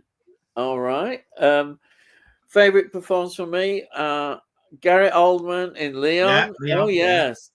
Daniel Day-Lewis in There Will Be Blood. I love to say that. And Al Pacino in Serpico. Oh yes, Serpico. Wow, yeah. I love Al Pacino in that. I remember that film well because it's one that we actually had in the school film club. we actually watched that when I was about 13, and great film. He's an undercover cop, isn't he? In Yeah, that. well, it's very difficult with Al Pacino because he did sort of like he came out the stores running. If you see what I mean? Yeah. You know, I mean, isn't it? He's in Dog Day Afternoon, isn't he? I Yes. mean, yeah, that was a big know, picture for him. Yeah. you've got Scarface, you've got Yeah. Serpico, you've got. I mean, yeah, it's almost like when you talk about Joe Pesci and when you talk about, yeah. It's interesting how they have a run of films and then they kind of go off a bit, don't they? Yeah, films, but you start off pretty much like shit, and then you turn into something like you can't stop the bloody roller from being great, which is Tom Hanks. Yeah, I mean that stuff, that like that the Red Shoe and that one he's building a house with Shelley Longwin and all that sort of stuff. I know that one. Money Pit, was it? Then Splash came along and bang. Yeah, you know what I mean? It's like whoosh. Yeah. Then you've suddenly got Castaway, haven't you? And Forrest Gump and Apollo 13. Yeah. And, I mean, my God, it just went on and on. But it's interesting that if one thing I've learned is that you look now sometimes at actors and actresses' filmographies, and you think, well, they made a lot of films. It's just that the films that were not known, they weren't hits, but they made quite a lot of films. It's not every film they make was a box office success. It's work.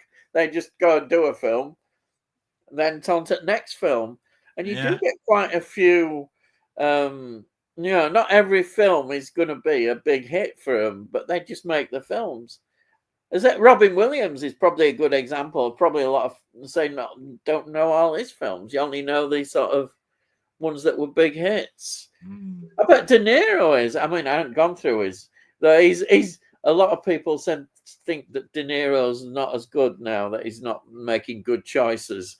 But I bet if you look at his filmography, there's just stacks you've never heard of. Yeah. Yeah. And then we've got Jamie saying Mads Mikkelsen in Arctic, brilliant performance, all his emotions etched on his face without barely speaking a word. Well, if you can do that, that says a lot as an actor. Sai says Tilda Swinton in Michael Clayton is brilliant. She won Best Supporting Actress at the Oscars for it. Oh wow! Yeah, we don't. What's Tilda Swinton been in recently? Because she did a couple of Marvel films. Yes, she did. Because she was in Doctor Strange and all that sort of thing. And then I haven't heard too much of what she did. She was in a very period piece, wasn't she, for Channel 4 the first time I saw her? I forgot what it's called now. It was like an Amadeus type thing. It's where she was was she Catherine the Great, was it? Yeah, she was a lesbian. Yeah. Was being like she's the Russian ruler, a woman in Russia. Was quite a big thing that she was the ruler of Russia. I remember it being a Channel 4 production, and I just thought, I'm mesmerized by the way that she looks. Yeah. Like, wow. And James says Tilda Swinton and Mads Mikkelsen are my favorite actress and actor working today. Wow, there you are. I enjoyed Mads Mikkelsen in The Promised Land. Yes, it's a good film. That The Promised Land, I did. Yeah. Has anyone seen The Hunt, which stars Mads Mikkelsen? Incredible film. No, I haven't seen that. No, I've heard of it. I haven't seen it. No. Steve Wells, River Wild is one of my favorite Meryl Streep movies. Oh yeah, of course. Yeah, Kevin Bacon played a good part in it as well. Yeah. It is very good. I think, it's highly rated film, that River Wild. I've heard Mads Mikkelsen is good in Last Order. I think that's what it's called, about the guys who drink alcohol all day. All right. Sounds like you every day. Yeah. I loved Mads Mikkelsen in Hannibal, of course. Yes. Great shout, Delboy, with Jack Lemmon in the Yeah. apartment. And then one of the best performances, in my opinion, is Henry Fonda in 12 Angry Men. Absolutely flawless. Yeah. It always And gets mentioned. believe it or not, that actual character was followed up as in a remake by Jack Lemmon. Jack Lemmon played Henry Fonda's part in 12 Angry Men. But I loved Henry Fonda in Once Upon a Time in the West. That's a fantastic performance. Yeah. He's done so many westerns. It's almost like he just put on the shoes and then basically he was that character. He had those striking eyes. Do you know what I mean? You look at his skin and it was always sort of like old and weathered looking, but his eyes looked like they were like brand new, you know. When he looked at the cat, when he looked in the, and that's what I think is great about Leone anyway, is the close shots and the wide shots. You know, he used to do that narrow shot at the face. And that's what drew my attention to him in the westerns. Was those wide shots and then straight face shots. He'd have, you know, like a very soft and narrow focus. You know, just great stuff. I can't explain it very well, but yeah. Oh, I agree with this one. It's a film I forget about, but I shouldn't do. Rain Man. Rain Man, great performance. It is. It's absolutely superb film. Rain Man. What can you say? And Tom Cruise is in it as well, which I wasn't always a big Tom Cruise fan, but if there's one film where I actually quite liked him in, I do like him nowadays, but early Tom Cruise, then Rain Man, he's good in Rain Man, is Tom Cruise. But Dustin Hoffman, what a performance. And then a Michael Caine film not well known is The Statement, 2003. He gives a great performance as a French Nazi collaborator being hunted. See, the concept is already interesting. Michael Caine, what a versatile actor. He can do anything, can't he? Yeah. Absolutely. He does those gritty performances now, doesn't he? More closer to home, like playing an old age pensioner with all the street he's retired now, hasn't he? He's retired, which is sad. Tilda Swinton, discuss. I think we have been. You got a good discussion from Delboy about her, but you're obviously a big fan, Jamie, of Tilda Swinton. I don't know if there's anything more we can say about it, but I think Delboy said quite a lot. I don't know. I didn't say much, but it's almost like I can sort of round things up because I go things like Eva Green, more than just a set of boobs. Discuss. We had to go there somewhere. It was coming. It's just, what can you say? I mean, Tilda Swinton. I mean, I like I said, I mentioned the Channel 4 production that she's in. She's sort of like been on the fringe for me an awful lot without. And then when I look at the body of work, I go, do you know what? There ain't a lot of crap there.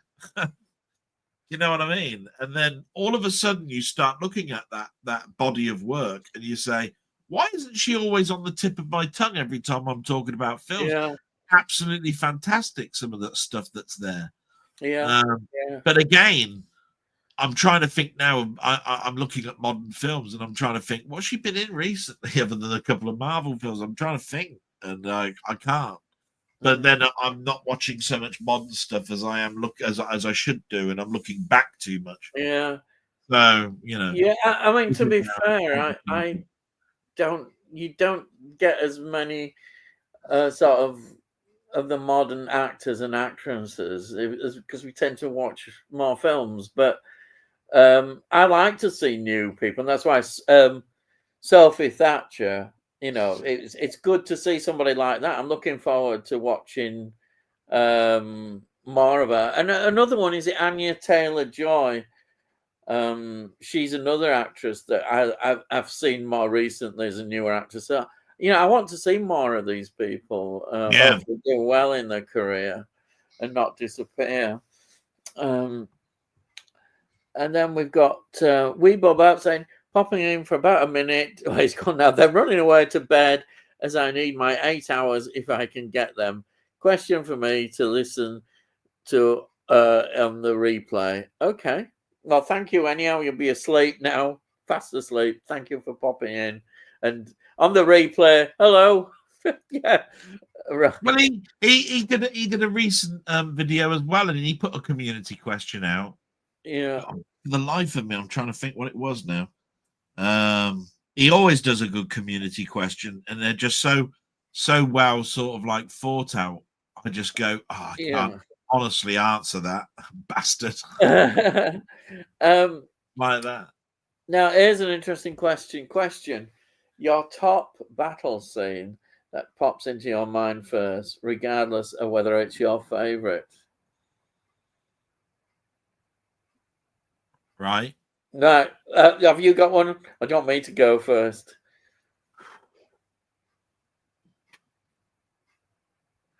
Wow.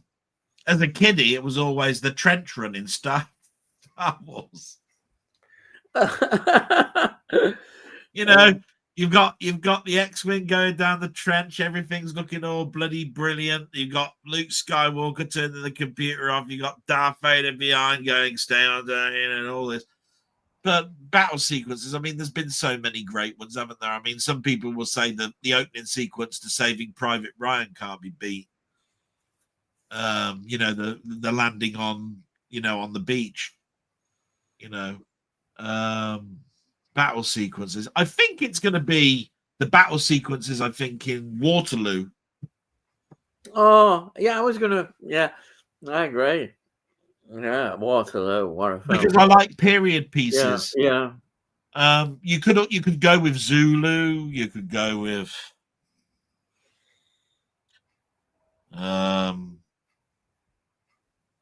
trying to think now. I mean, there's the opening sequences in Gladiator. There's, I mean, Christ, there's battle sequences everywhere, isn't there? Yeah, I'm still gonna stick with Waterloo. I think one of my favorites, because I know I had to get this in. 1970, the film Cromwell, Richard Harris and Alec Guinness. But there's a film of perhaps the most important battle in the Civil War, which was the Battle of Marston Moor, 1644, and it is superb because we see exactly why the Roundheads were able to defeat the Cavaliers so easily in the end. The Cavaliers made so many mistakes, and the film highlights it well, and it's a great scene. It's absolutely wonderful. And then, of course, Battle of Naseby as well, the year after, which is the one that ends it, really, the big battle there. But Marston Moor is the turning point, and it's brilliantly covered in that film. So I would say that my top battle scene is the Battle of Marston Moor in Cromwell, 1970. There we are. Yeah, we probably could do a few more battle scenes, you know, but I think Waterloo is absolutely fantastic film. Like you like I said, I think when you go back in history and you start looking at epic battles, because we know. I mean, a harder one that might be battle sequences that are on boats. Boats. That might be a harder one to do.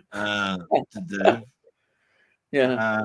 But it's just that, you know, I mean, I think we ought to ban Cromwell from this. No, podcast, right? Cromwell should be mentioned every week. You know, Richard Harris, Alec Guinness, and it's the Civil War period. It's 1970. What more can you ask for? Brilliant film. They don't make films like that anymore. But I mean, it's interesting because Waterloo is the same sort of period. They were coming out with these brilliant epic films.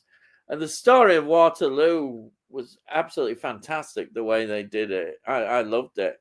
The performances, Christopher Plummer and Rod Steiger as Napoleon. Plummer was Wellington.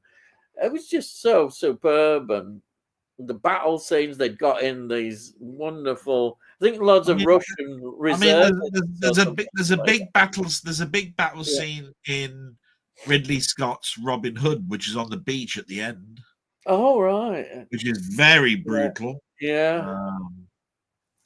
But then again, these are all, like I say, set in the past, and so far in the past that it's like, it really is man with a sword with hardly any armor on. That's it. And you're just going in, and it's every single scene is bloody and knife going in here, and they look so impressive. It's like, and there's cannons going off left, right, and center, and you see everybody just being blown up in the air. And we've seen now a lot of World War I and World War II battle sequences. We've got a bridge too far, and there's All Quiet on the Western Front. And, there's nothing wrong with any of those sequences. They're technically amazing, but I think a battle sequence to me sticks in your mind probably when I was of a certain age, and that's why I said I could turn around and just say the trench run in Star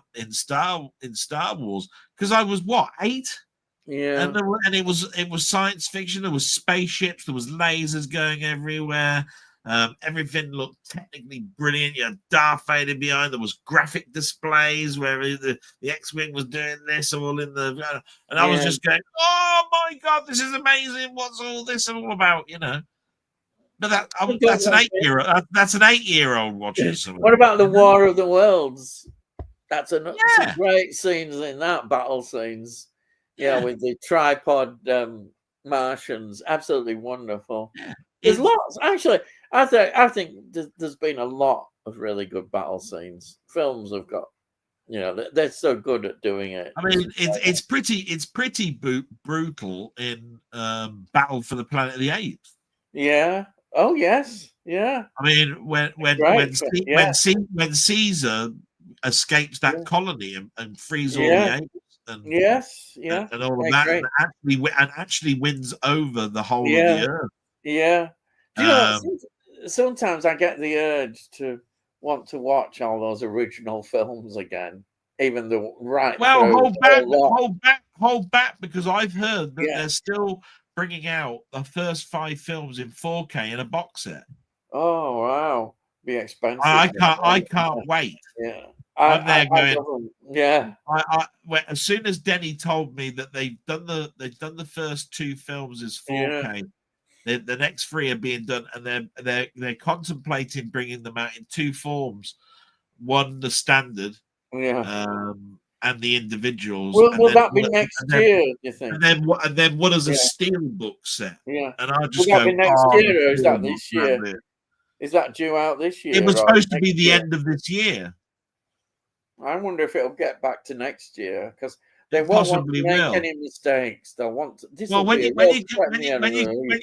you consider that I think most people do recognize there ain't a lot of money out there. Yeah. And when you've got something like Bond films coming out costing 120 quid, and Nightmare on Elm Street, £199, and all of this. Too much.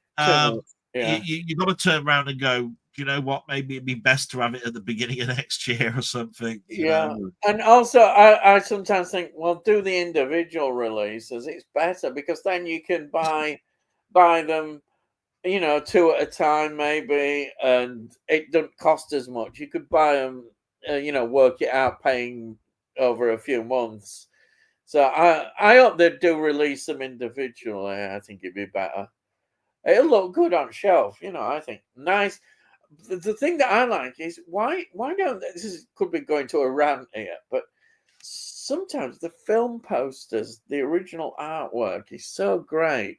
Why do we have to have really bad commissioned artwork sometimes? Artwork that I'd rather have the original. Something like Planet of the Apes. won't the original artwork be great to see?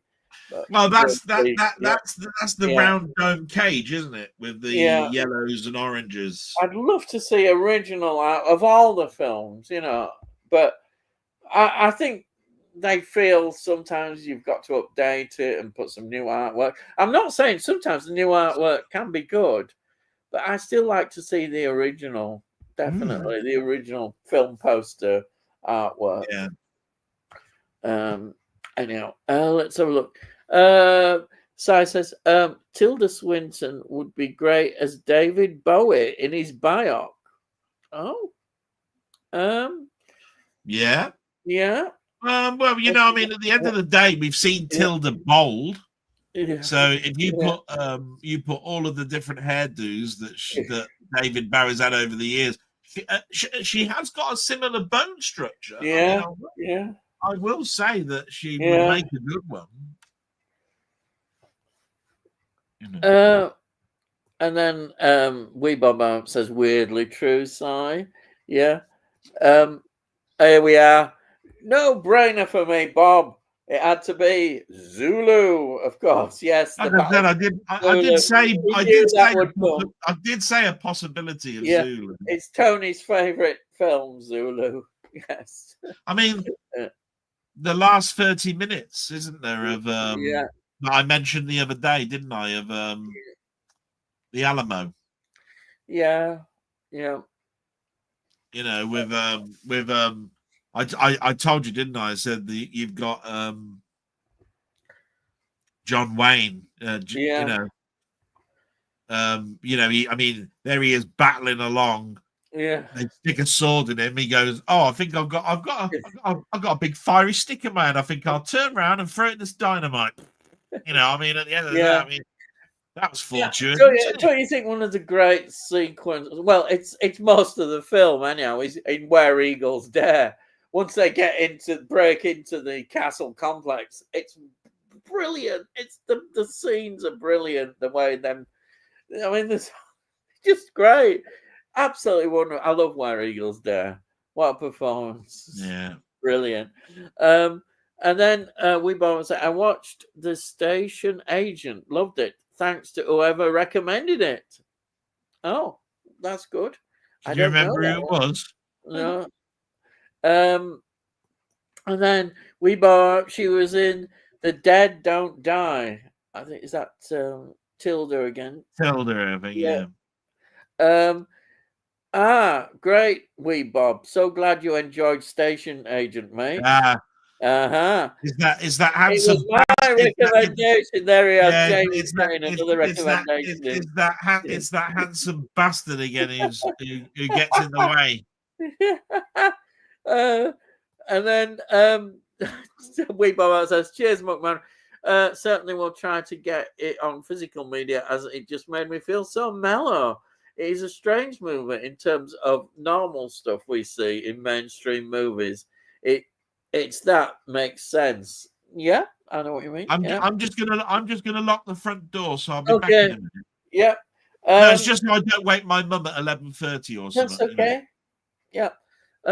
Back to Tilda Swinton. I personally think she elevates any film she stars in to another level. Now, that is high praise indeed. When you get an actor who can do that, then that is, what can you say? I always think Peter Cushing does that. He was in some films that weren't very good, but the fact that Peter Cushing appears in these films, most of them, he just, whatever he does, he just makes a film good. Brilliant. He's definitely one of my favorite actors. But yeah, what can I say about that? She was quite formidable in The Beach. Ah, right. Yes. Yeah. Anyway, I need to head to bed. Have a good evening, all. We'll watch on the replay. Well, thank you, as I say, Bob, for joining us. And have a good sleep.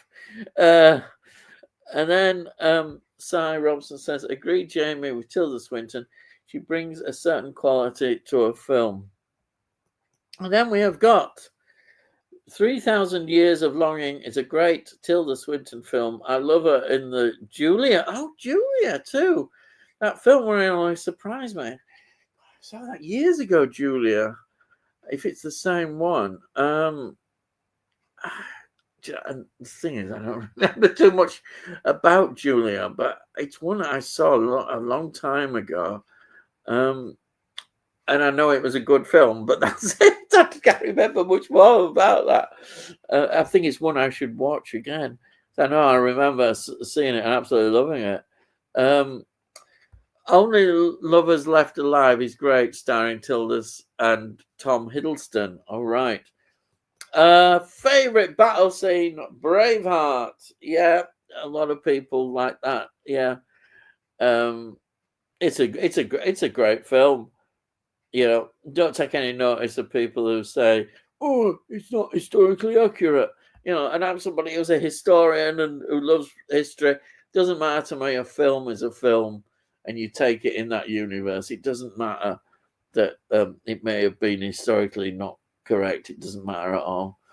The opening battle scene in Gladiator is quite brutal. You've got to watch those Germans. Oh god, yeah, Stan Boardman in The Comedians. Yeah, I didn't do that very good impression, but yes, I know the Stan Boardman and his Germans. Those Fockers bombed my chip. Yeah, that's a good. Do you think that's a good title for a film? Yeah, that's why. That's why I need watching. Yes, yeah. The Battle of Endor in Return of the Jedi is my favorite battles. Yeah. Actually, Return of the Jedi, I really like Return of the Jedi.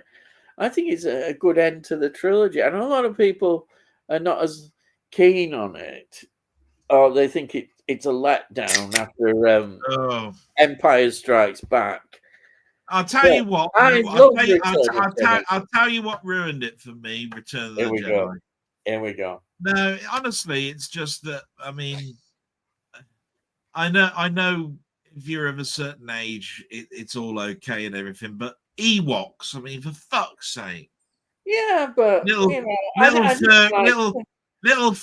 furry bastards running around with sticks. Yeah. You know. Go on. It's time for a rant. Go on. Let it all out. I don't want to upset side because I can understand why it's a favorite, right? I mean, there's that light bike scene going through Endor. I mean, it's absolutely amazing, and the visuals were so much more than they were in Empire Strikes Back, which was brilliant, which was so much better than Star Wars, which were absolutely fantastic as well. It's just that as soon as they started bringing furry little bloody shitheads with sticks and all that sort of stuff, I just go, "Nah, I'm sorry. Nah, you've lost me with this. I want to see this. I want to see like gritty stuff, like with Luke and Darth Vader and all this. What's all this bloody furry crap? You might as well have had Gonzo and flipping Fozzie Bear in there with them. You know what I mean? I mean, what's all that about? It really just ruined it for me, but it's all right, you know. Each to their own. But you know, every time I look at it, I just think to myself, it's the you know, you might as well have but Bungle from bloody Rainbow in it. You know what I mean? You know, I mean, I gather you're not a fan of the spin-off film, The Ewoks. No, am I heck? What about that? What's that load of shit? Jesus Christ. You know what I mean? Yeah, look, here's Teddy Edward, look, having a go at a stormtrooper, you know what I mean? Let's have the cast of Bagpuss have a go at flipping the Emperor or something, you know what I mean? Sorry, don't work for me. It's kind of funny. You know what I mean? You can just imagine, can't you, Professor Yapple, a carved wooden bookend in the shape of a woodpecker, having a go at bloody, having a go at, you know, Prince, whatever it was from the film, wasn't it? Oh, yeah. You know, flying about as a little cuckoo, having a go at things. You know what I mean? You know. Yeah. Right. Let's from that. Let's move on to Tony saying the massacre of the British after the fort surrender in Daniel Day-Lewis's Last of the Last Mohicans. Mohican is nasty. Oh yeah, great film. I've got that film. I've seen it, and I agree. Great. Yeah, it is definitely. I think that's a good way of. It is nasty. Definitely. Yeah. Good battle scenes in Starship Troopers. Well, it's all battle scenes in Starship Troopers, isn't it? I mean, The you've got them in film. space, you got them in space, you got them on land. Jesus Christ! Yeah. There's no let up in that. I mean, this is what Tony says. Those spider-like creatures are never ending. Yeah, you gotta get rid of the boogers. That is a quintessential. That is a quintessential special effects film. Yeah, yeah. I mean, Christ, it never stops. Yeah. That.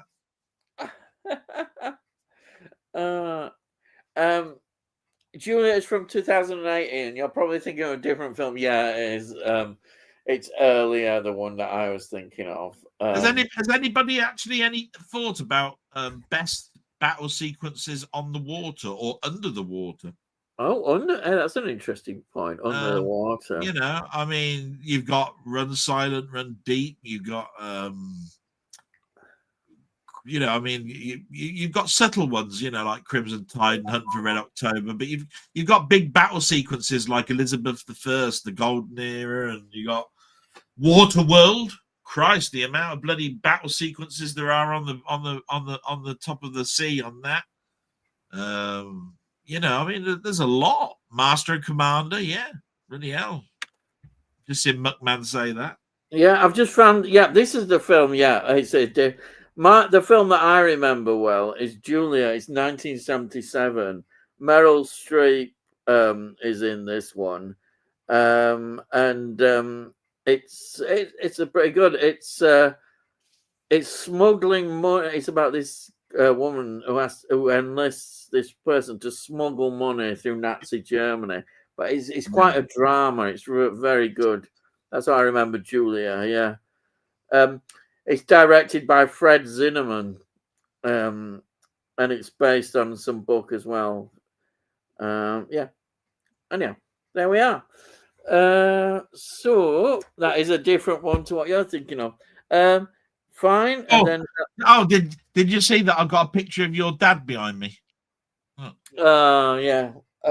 Wonderful. Yeah, right, grand.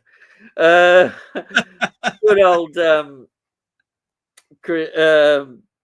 Peter Cushing. Yeah. Finally got round to seeing The Hunger with David Bowie and Catherine Deneuve. Only seen bits on TV before. Spoiler alert. Was sorry to see Catherine wasn't too good by the end. Well, yeah, she does age a little bit, doesn't she? At the end, but I've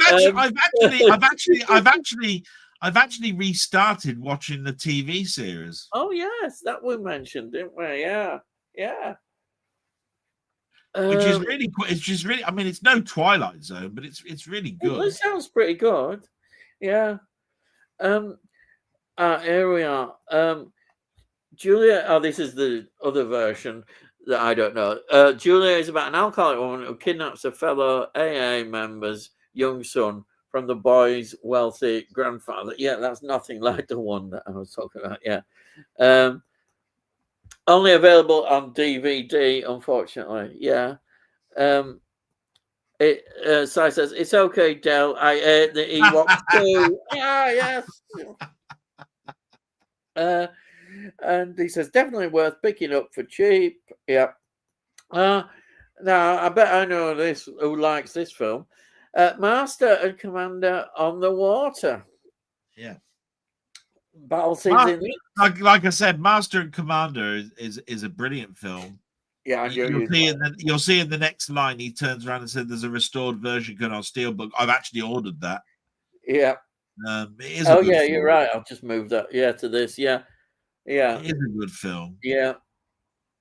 Oh yeah, here's one that I thought people would mention, and it is Das Boot. Oh Yes. wow, yeah. Yeah. And Uh, they made a series out of that, didn't they? yes, they did. Yeah, yeah, they did. I Yeah. mean, it's quite a big series. Um, and then we've got The Enemy Below, 1957, is a good World War II destroyer versus sub film with Robert Mitchum. All right, that sounds good. I mean, Um, how can we not talk about Battles on Waters, right? When we if we don't talk about the famous battle sequence of Batman and Robin, right? Going around in their bat boat, trying to blow up the submarine, right? with With all the villains in, yeah. all the villains in. I mean, you can't talk about battles without having that one. And it's got the best looking jaws in it with the bat repellent bat spray. You know, shark repellent bat spray in it. I mean, Well, I mean, it's got what can you not like about that? I mean, brilliant. yeah. There they are. They're firing their sonic gun. Look at them. You know, while they're underwater, while going around in circles. Brilliant. Yeah. Marvelous. Oh, right. Um, oh, yes. This one, Battle of the River Plate, pocket battleships versus three Yeah. cruisers. Oh, brilliant. There's a great British cast, as I remember, in that one. I think you got Kenneth More in that one. I'm sure you have. Absolutely brilliant film of that period, River Plate. Absolutely fantastic. Oh yeah, another one. Same bird. Sink the Bismarck as well. Wow, yeah.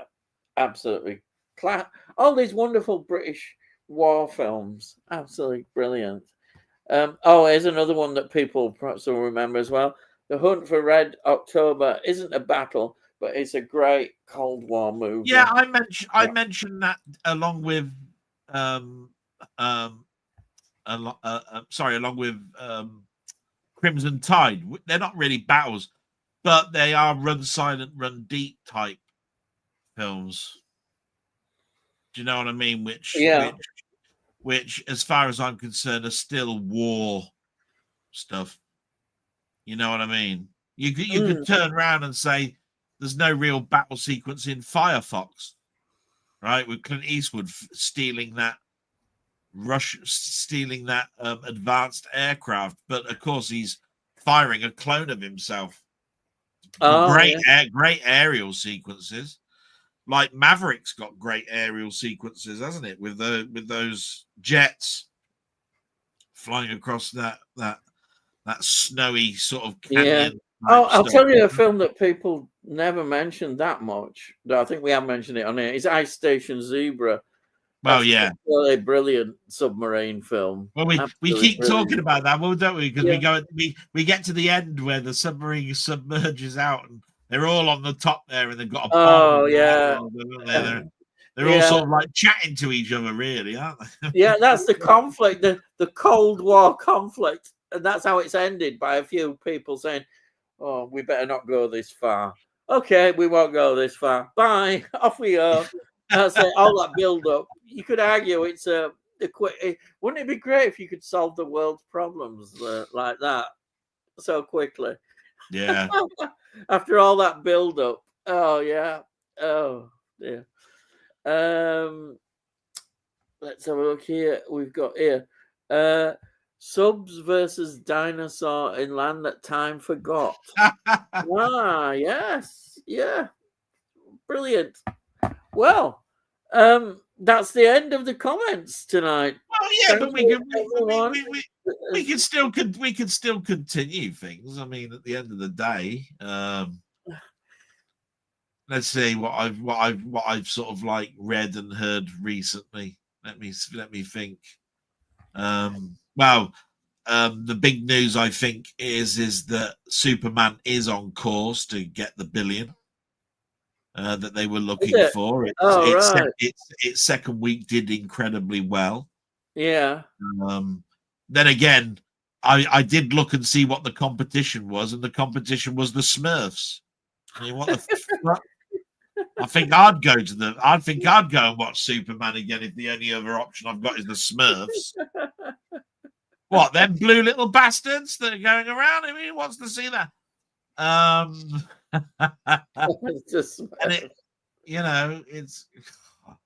oh, is it that Lilo and Stitch? Has that been doing well? Because that's been a new film, hasn't it? I think that was out before all fairly of this. recently. Yeah, No. yeah. I don't know, even at this stage, what films are coming out for Christmas. You know, when we all get at this particular time. Yeah, well, last year, at this particular time last year, we were all looking forward to Nosferatu. We were all going, "Oh yeah, Nosferatu, can't wait," all that sort of stuff. But I always find though that even now, there's going to be loads of films that are going to come out that nobody's talking about because we don't know. They just seem to appear October, November. We'll suddenly get some great films. That's why. We probably haven't had the best film of the year yet. No. Even though I'd say Sinners is up there. Yeah. But I still think we may well. I don't know what it's going to be. It's probably a film that nobody's mentioned. Nobody's mentioned. Film that'll do well. That's the way it is. That's why I never like people say, and I did it. Films to look forward to this. In the new year coming. One film that totally surprised me was that last night during the news, they actually did a 5-minute segment on Files of Police Squad coming back. Ah. Right? They had a chat with Liam Neeson on it, and Baywatch. What's her name? Yeah. Her name now. And they were all saying how this is a comedy, and there's not that many comedies that come out, and that a lot of money, a lot is riding on this, and all of this sort of stuff. And I was going, wow, because it's the one film that I didn't want them to make. I really wanted to leave Leslie Nielsen as Drebin and leave it there. I did not want that film to come out. It's a curiosity for me now to see whether that's going to be a good film or not. It is produced by the same team that Seth MacFarlane does for Ted and Orville and all of that sort of stuff. But you see, the Files of Police Squad is like at the airplane films. It's all the Zuckerman. It was the Zuckerman brothers, and it was the other one in it. Oh, because it was three writers, wasn't it, that did Airplane? It was and they wrote those slapstick scenes where you had to keep an eye on the background because there was so many other gags going on. I doubt that that's in this film, because I think for a modern audience that wouldn't work, because the modern audience doesn't try to look and micromanage what's going on in the background. My opinion on that, by the way, I might be totally wrong, but the thing that makes me watch Police Squad over and over again is every time I watch it, I'm looking in the background and going, I didn't see that. Bloody bloke in the wall up there. Look, his arm off hanging out. Or whatever it is, I miss something, So I don't think the attention span is on 15 and 16-year-olds to see things like Tutu Carmen's line drawings on the floor when they're looking at the dead bodies, where they've done the line drawings. You got Egyptian bloody bloody pictures on the ground and all that sort of stuff, and pictures of and somebody doing a drawing of Quasimodo on a pad or something when they're doing a likelihood sketch or something, and all of that.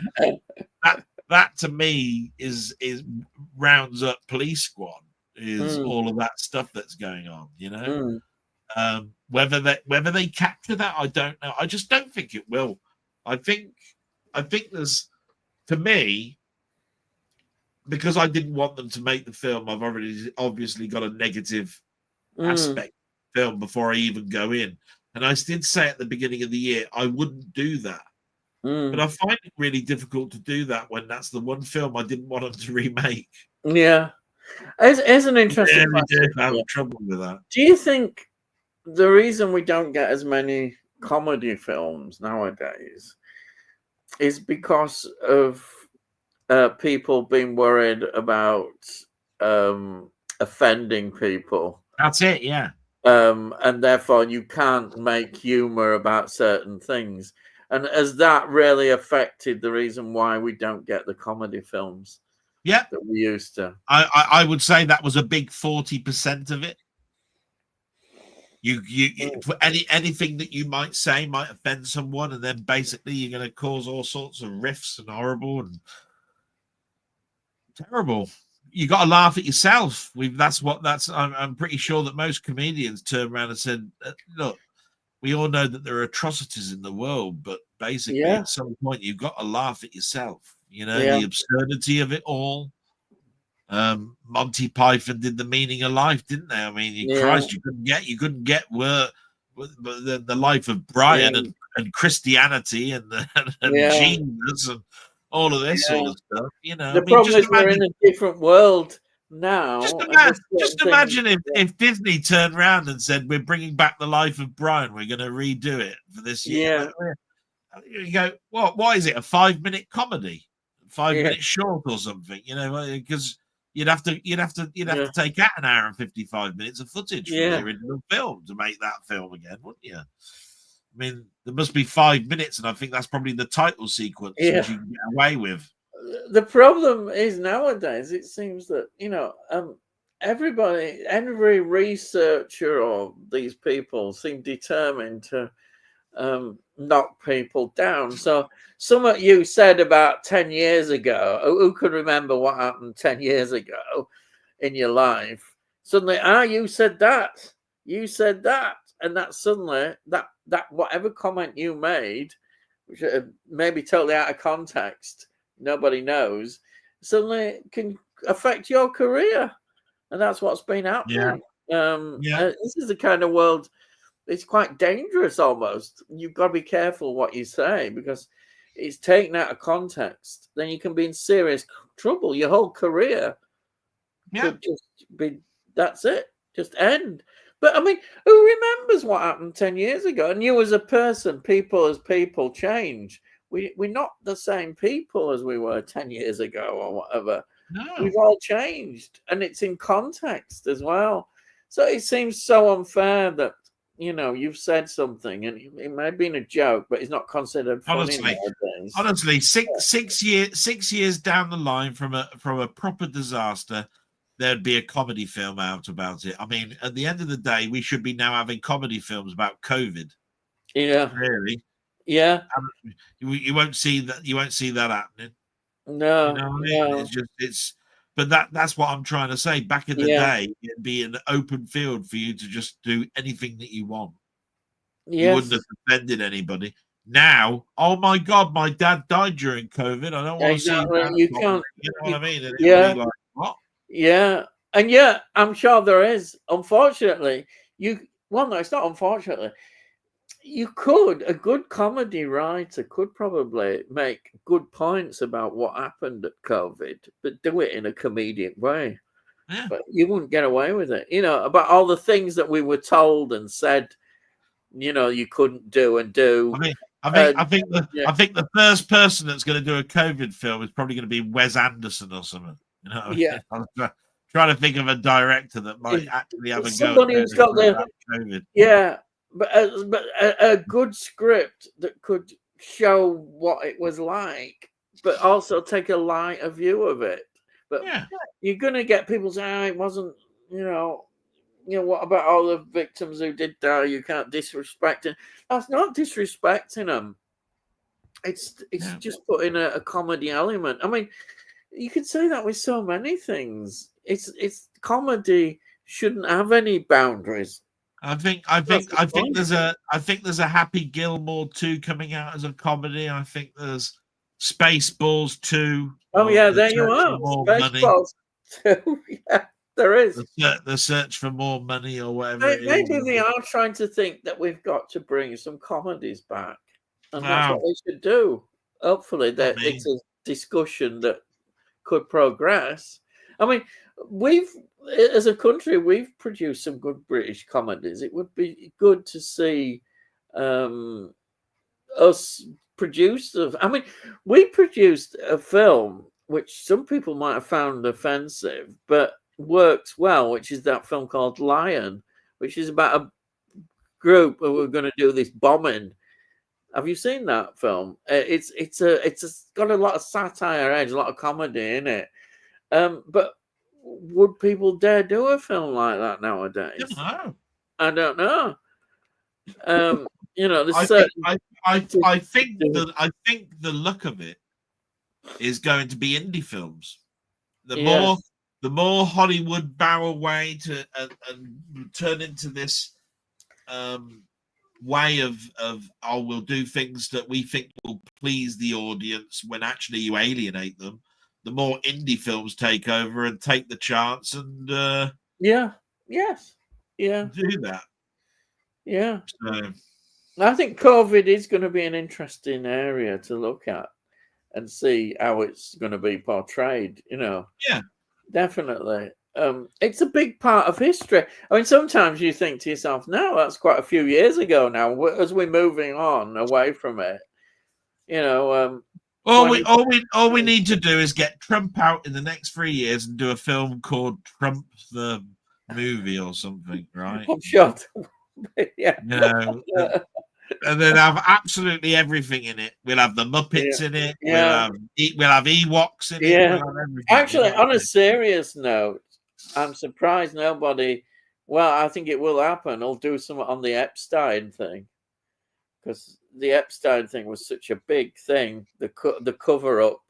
I wouldn't be surprised eventually if there's some film does come out on the Epstein thing, which is a big shadow.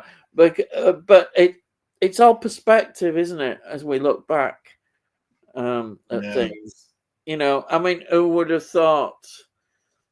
Films about 9/11.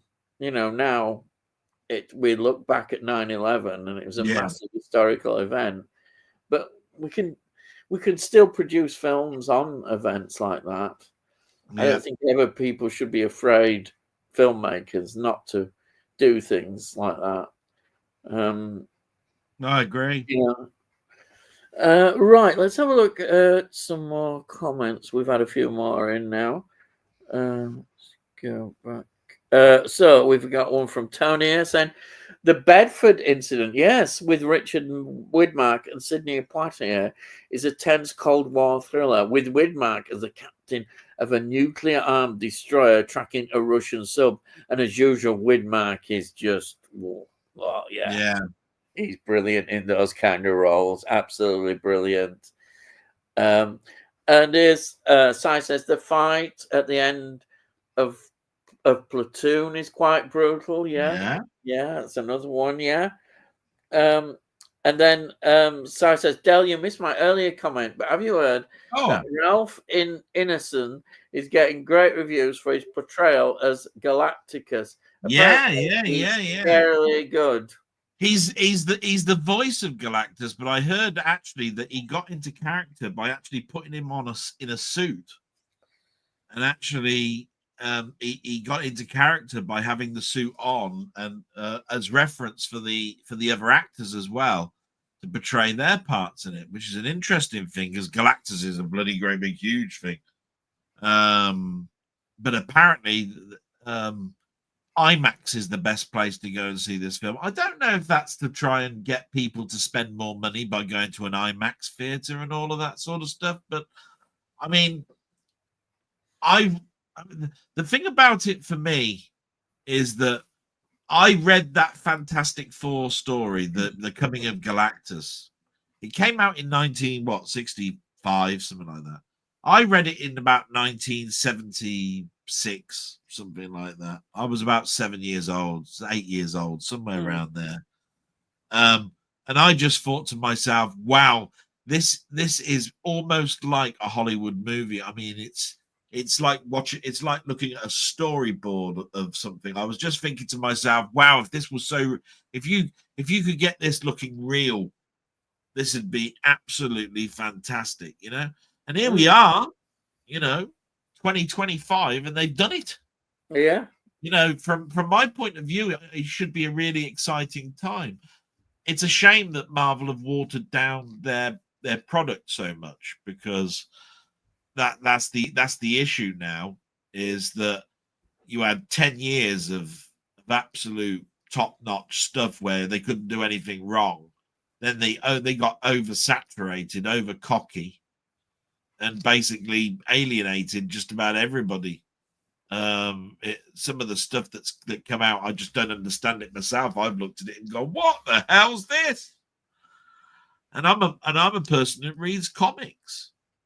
So, you know,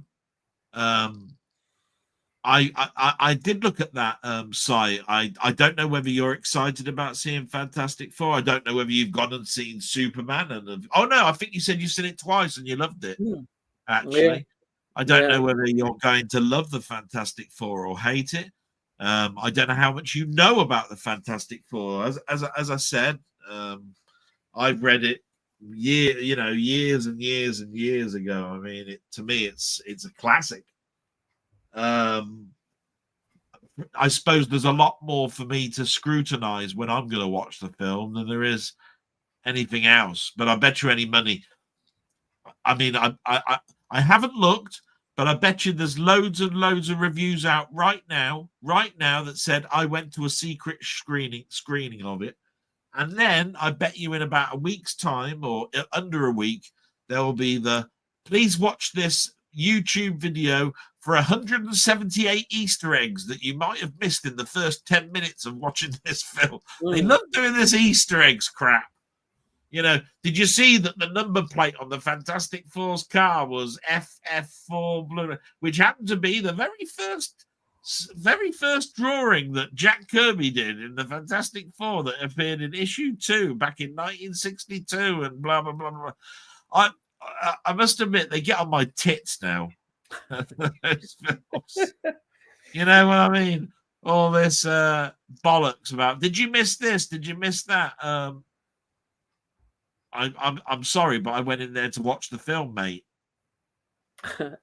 I didn't go in there with a pad and a piece of paper and an I Spy book. Do you remember I Spy books when you used to go to the airport and spy a 747 or a Anyway, it's almost like you got to do that now when you go to see a Marvel movie. You got to take an I Spy book with you and write down, I spied that. Look at that. Look at that. Look, it's good. There's a bloke over there taking a shit. Look, I'll write that down. Look. I want to watch a film. I go back to the days where it was, I can't wait to go and see this film. I'm going to really enjoy it. Now it's a homework essay. Yeah.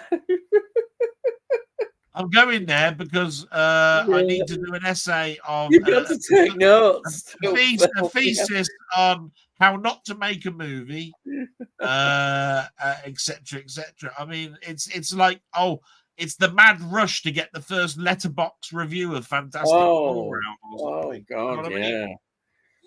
Yeah. Why do you have to be the first in anything? Yeah, that's a very good point. All I hear is letterbox this, did this on letterbox. You're right. Spot on. Right. Tony says the trailer for Police Squad is weird when Liam Neeson emerges from what appear at first to be a child. Yeah. I've not seen the trailer. Yeah. I said when the first trailer came out, I said there's this weird sequence where a little girl goes into a bank. All of a sudden, she's got this little girl's got a checkered black and white skirt on. It suddenly does a backflip or something, and what lands down is some Liam Neeson dressed up as a girl in a school. Well, Liam Neeson dressed up as a girl schoolgirl, from school, with a school uniform on. And I said, well, if that isn't offensive, I don't know what isn't. Dressing up as a schoolgirl. I mean, how kinky and disgusting is that? Yeah. Oh yeah, this is the story that's been running this week in media. John Oh yeah, Torode got kicked off MasterChef for a comment he made years ago. It was like they wanted to get rid of him after they got rid of Greg Wallace, so they found that an excuse. Yes, that's what they did. Ridiculous storyline. Anyhow, they just obviously want to reboot it and do it another way now, probably new people. Steven Sondheim already did a COVID film. Oh yeah, with Contagion. Yes, before it even happened. That's true. Yeah, yeah. but I actually meant a comedy based on COVID. You Yeah, know, where actually COVID yeah, is a word. I mean, we've all seen pandemic type films. You know, where yeah, a pandemic yeah, starts off and all of that. yeah. We've had TV series based like on all of that sort of stuff. I mean, Dustin Hoffman was in that Yeah, virus type Outbreak. film, wasn't he? You know, Yeah, Outbreak. Yeah, yeah, I think Outbreak's a good film. It's yeah, underrated, really, to be quite honest. yeah, I really like that film. yeah. And of course, right at the end, when they got them all in a town, let's blow the town up. Yeah, let's Yeah. yeah, let's blow the whole world up. You know, Yeah. that'll stop the bloody viruses going around, won't it? Look, you know, we'll all go underground. It'll be like Yeah. War of the. It'll be like the artillery man in War of the Worlds. Yeah, look, I'm digging a hole up down here. Look, we're gonna all live underground. We're gonna have the London Underground actually underground for once. Blah blah blah blah blah. There isn't much to say, is there? I mean, we've seen dystopian futures and all sorts. Yeah, But they still intrigue me. I do like the imagination yeah, of stuff. But what I actually meant about COVID was, and he's quite right. Stephen Sondheim has done a fantastic job with Contagion. I actually meant a proper, I want to see Trump the movie as a satire. Trump. I really want to. You know, can you imagine? We don't want to see a Mrs. Brown's Boys the movie. Oh, we want Trump the movie, don't we? Yeah. With someone like I don't Actually, know. there's loads of actors who love to do Trump. There's loads. Can you imagine if John Candy was still around with John Candy as Trump? Oh right. That'd be amazing. Yeah. Muckman's picked me up again. It says, I think you mean Four Lions in. Yeah, that's right. Yeah. Yeah, because I mentioned a film last week called Lion, which I picked up, which is about a little boy lost on a train. And yeah. And Tony says the Peter Sellers film Heavens Above is being released next month. He pokes quite well at religion in that. Oh, sounds good. Yeah, Peter Sellers as well. Another good film from him. I've not heard of that one. But yeah, that sounds good. And then Tony says, I read somewhere if the Epstein case gets trumped, he'll step down due to ill health. Will be interesting. Yeah, he probably will. They might be preparing that already. I'm going to watch Fantastic Four tomorrow at 12:30 on IMAX, and I've seen Superman 4 times. There you are. I must love it now. Thanks to the Odeon Limitless. Oh, you've got the ticket where you can keep going and going. Fantastic. Yeah. Absolutely fantastic. That'll be a big release. Superman, when it comes out on physical media, I can imagine. It's on pre-order in a steelbook. Yeah. I think it'll sell well. I think it'll do well. And let's have a look here. And then Tony says, have you seen The Mad Death from 1983? A BBC TV serial about a rabies outbreak. Do you know, I might have done, but I can't remember. Wow, that's around about the time of the tripods. Yeah, that sounds really good. Good. I may have seen. I don't know. I can't remember. I may well have seen it, but BBC were good, of course, at doing dramas like that in those days. Very good at it. Oh, there is a Trump movie. Oh yeah, it did. It got Oscar nominations last year. I think that's true. Oh, They I did didn't know. some I early didn't know Trump. that. Yeah, before he came to, be president, they did something. Yeah, I'm so Yeah, sorry. I didn't realize that. But I yeah, suppose what I mean is I'd love to see the two presidencies joined together, those 8 years, the 4 years yeah, that he had last time, the 4 years yeah. this time. Done as a satire, you know? Sai says here something. A Trump comedy in the style of Spinal Tap. Yeah, that sort of thing. Yes, Yeah. That's what I'm yeah, trying to get at. Something like that. yeah. He says here Sebastian Stan played Trump. Sebastian Stan Yeah. played Trump. Oh yeah, and yes, it is. It's called The Apprentice because he did a TV series before he got into politics called The Apprentice, and BBC did one with Alan Sugar, which I think is based on the same sort of series. Yeah, that's it. Yeah. Sai says The Apprentice. Oops, too slow. And Jamie's laughing. Danny, we've got Danny here. Hello, Danny. Yeah. Hello. What's the matter? Hang on a minute. What's the matter? Can't you sleep? Bloody hell! And I haven't seen you for about 8 weeks, and all of a sudden you're stalking me. What's all that about? No, he's my mate, Denny. Yeah, he is. Yeah, I can't say a bad word about Denny. I call him War and Peace Denny because he writes essays every week on your blog. Yeah. He says, "I've got the Mad Death on DVD. Ian and Del. All right, that's the Mad Death, right?" And then Tony says, "Mad Death is on DVD. Very expensive, out of print now. I think." Yeah. So often happens with these TV series. In fact, TV series you've got to get them after when they come out. A lot of them they soon go out of print. So it says, "I remember the Mad Death. It starts with a cat getting through customs illegally. Then it gets eaten by a fox. Then it bites a guy. So it's one of them kind of, yeah. It's amazing how it's always the animal world that starts these things. Yeah, it is, isn't it? Yeah. It's never us creating something that we. Or in some Chinese laboratory that the Chinese deny they've been doing. We wouldn't do that. Oh dear, somebody's eating a fish finger and it started a pandemic off or something. Yeah. And Tony says, "Yes, Denny, I got it before it became so rare." As you would, Tony gets them all. Yeah.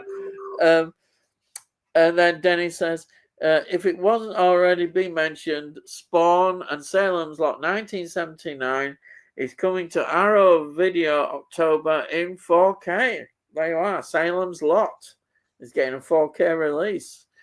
And but Spawn, oh my God. Spawn, my God. I remember that film coming out and the reviews that came out on it as well. It was like, oh my God, how bad's this film? It was like the worst CGI going. I wouldn't touch it with a barge pole, Spawn. No, you know what I mean? No. I can't say enough good things about Salem's Lot. You know what I mean? It's a complete contrast to Spawn, isn't it? Yeah. And Denny says, he's just got back from work. Del, laugh out loud. So you've been working. He doesn't know what work is. He turns up and looks at the screens. They look pretty, don't they? I wonder what that flashing red light means. Imagine him at work. Look at this. He says, "I paid about £40 for the Mad Death. Got lucky on the price." That's £40 is still quite a lot, but yeah, I can imagine it's silly prices on eBay now. And then Tony says, I think mine was £20. He's had it for ages. There you are, save a bit of money. Yeah, won't be long before it's in the post coming to you. I don't. He's probably holding on to it because I must admit, Tony York, I do like your new Royal Mail adverts. They're really good. He's got this big advertising campaign going on at the moment where people are putting things in little boxes, and you've got drop-off points and 130,000 post office counters that you can get all your stuff done by, and you got an app and all that sort of stuff.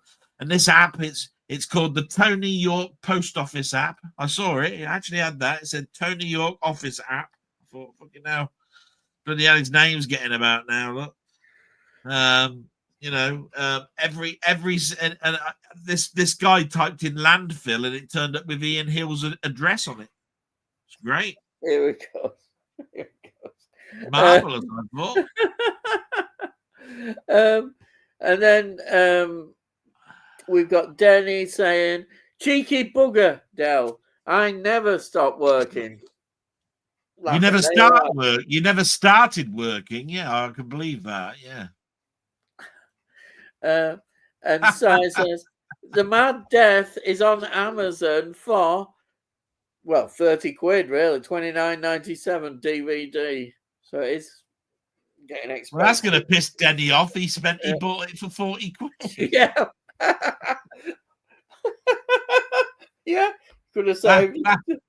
Hey, I could do my Butler. That's made my night. That has Butler. Butler, yeah. Oh dear.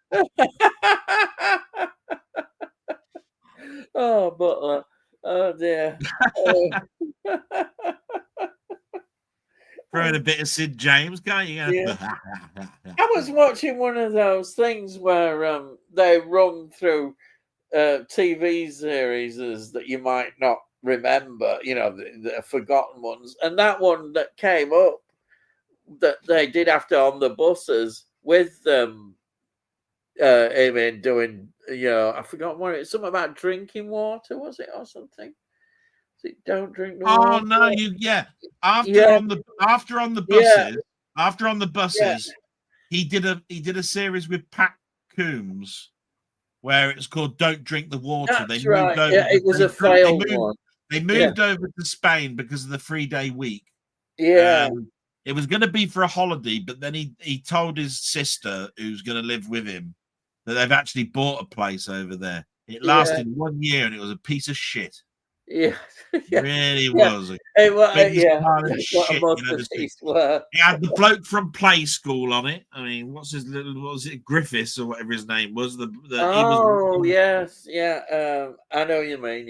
Yeah. Right. He was sort of like the person who sort of like repaired things in the house, and Jeffrey Hughes in it. I think in one episode where he was a English lout who came over to Spain, and the company went bust or something, and they were going to live on the beach or something.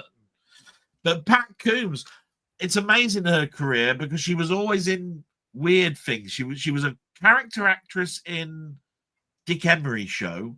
Yes, she was sort of like she was in films like TV series like In Loving Memory, but not In Loving Memory. It was about people living in a nursing home and things like that. Oh, right, yeah. It's what she was well known for, sort of diddery doddery. Yeah. Person. Oh, and that big woman, what was her name? Peggy Mount.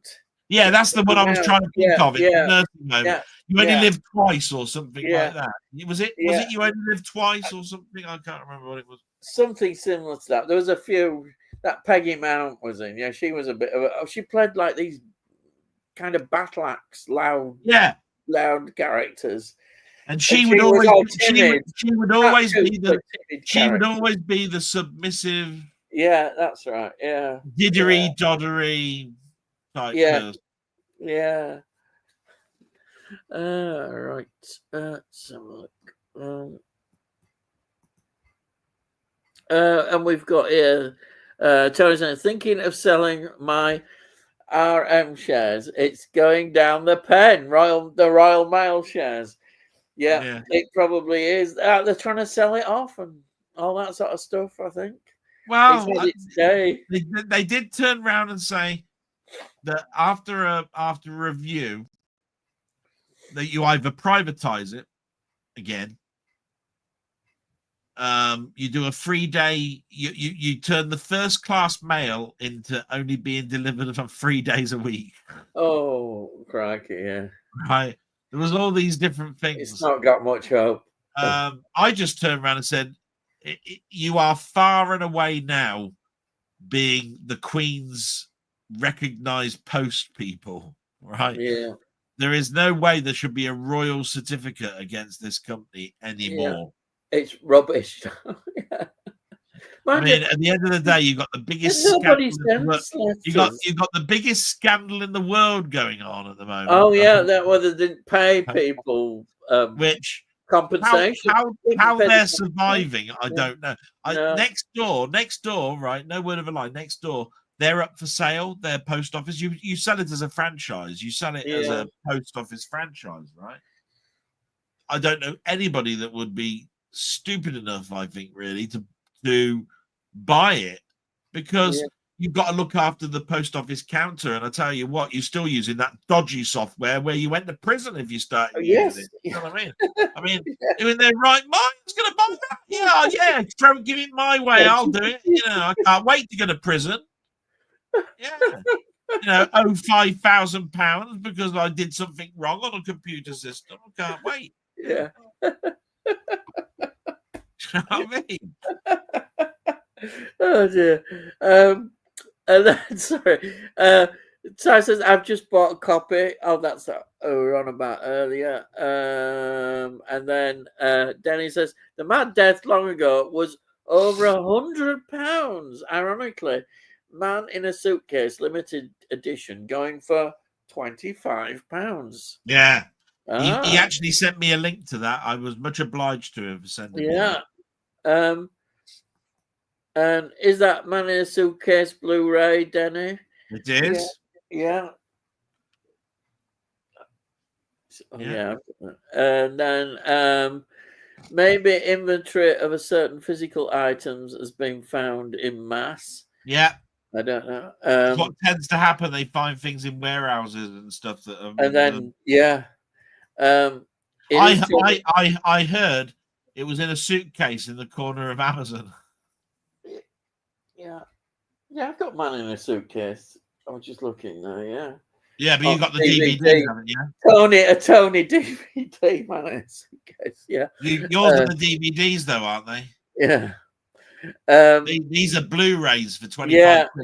Which is probably updated to you. See. Yeah. Did you hear what I said? I said they found them like in a suitcase in the corner. Oh yeah, okay, yes, we get it.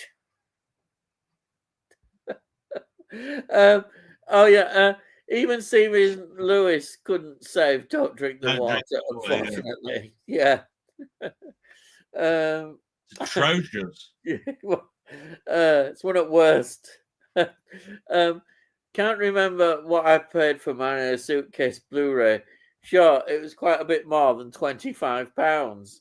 I'm sure it was. And then for some reason, a lot of network and Simply Media products are going for next to nothing. Oh, you want to tell Jim Jam that?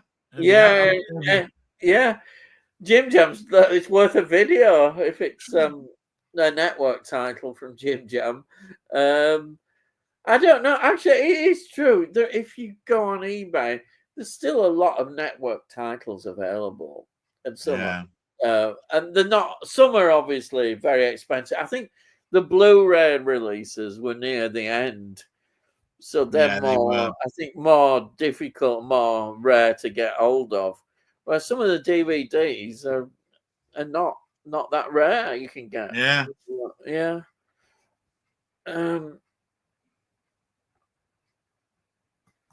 And I've noticed that Denny must have found stock somewhere or repressing the discs they probably have found the stock, as you say, somewhere else.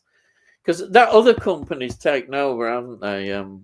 Old Gold Media and somebody else. Yeah.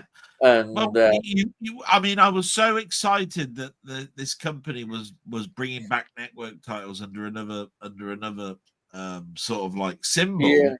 But I was dead. But then they pissed me off because every single title was £10 more than the old network. Yeah, titles. that's what. Yeah. And I just went. You haven't done anything to them. You haven't even changed the case design. No.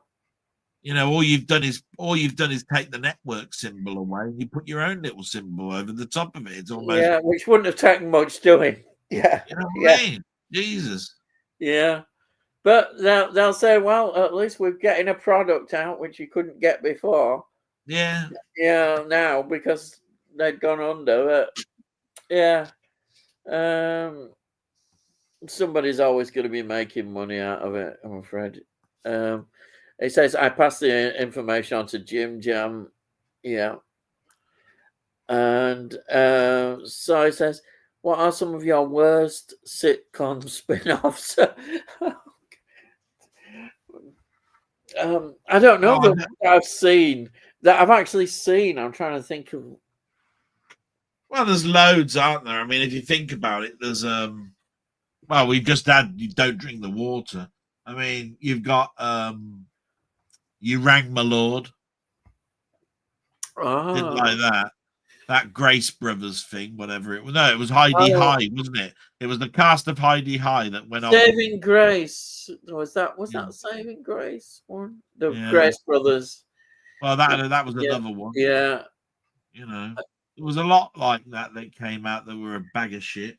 As far as I'm concerned.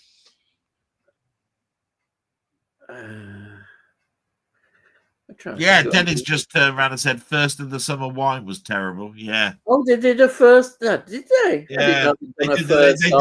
They did Clegg and that as kids. Yeah. Oh, I bet it was awful. I'm sorry, the whole concept would have been awful. They just about got away with Only Fools and Horses with Delboy. Oh, they did one, didn't they? An early one. Because that was called Fish and Chips or something. Yeah. They just about got away with that one. Yeah. But yeah, You Rang My Lord and all of that sort of stuff. What a bollocks. I think I'm definitely getting old now because I am. Is that I've been watching some of Last of the Summer Wine. Yeah. I'm quite enjoying it. That really is terrible. I used to think, oh god, this is boring.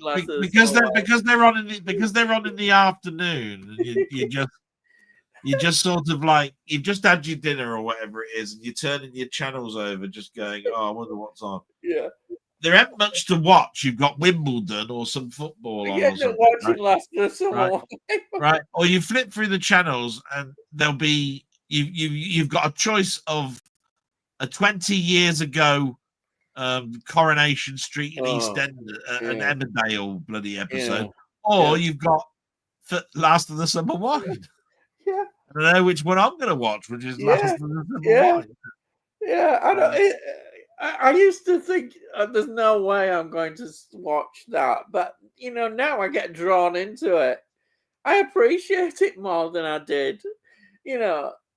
It's not a laugh out loud comedy, really. It's a gentle. That's the thing. It's a gentle comedy, really, and it's you get into the characters. I'm thinking, oh yeah, I'm quite enjoying the characters. So it's strange how your perceptions change. I mean, God, when I was young, I thought, oh God, this is boring. There's nothing going on.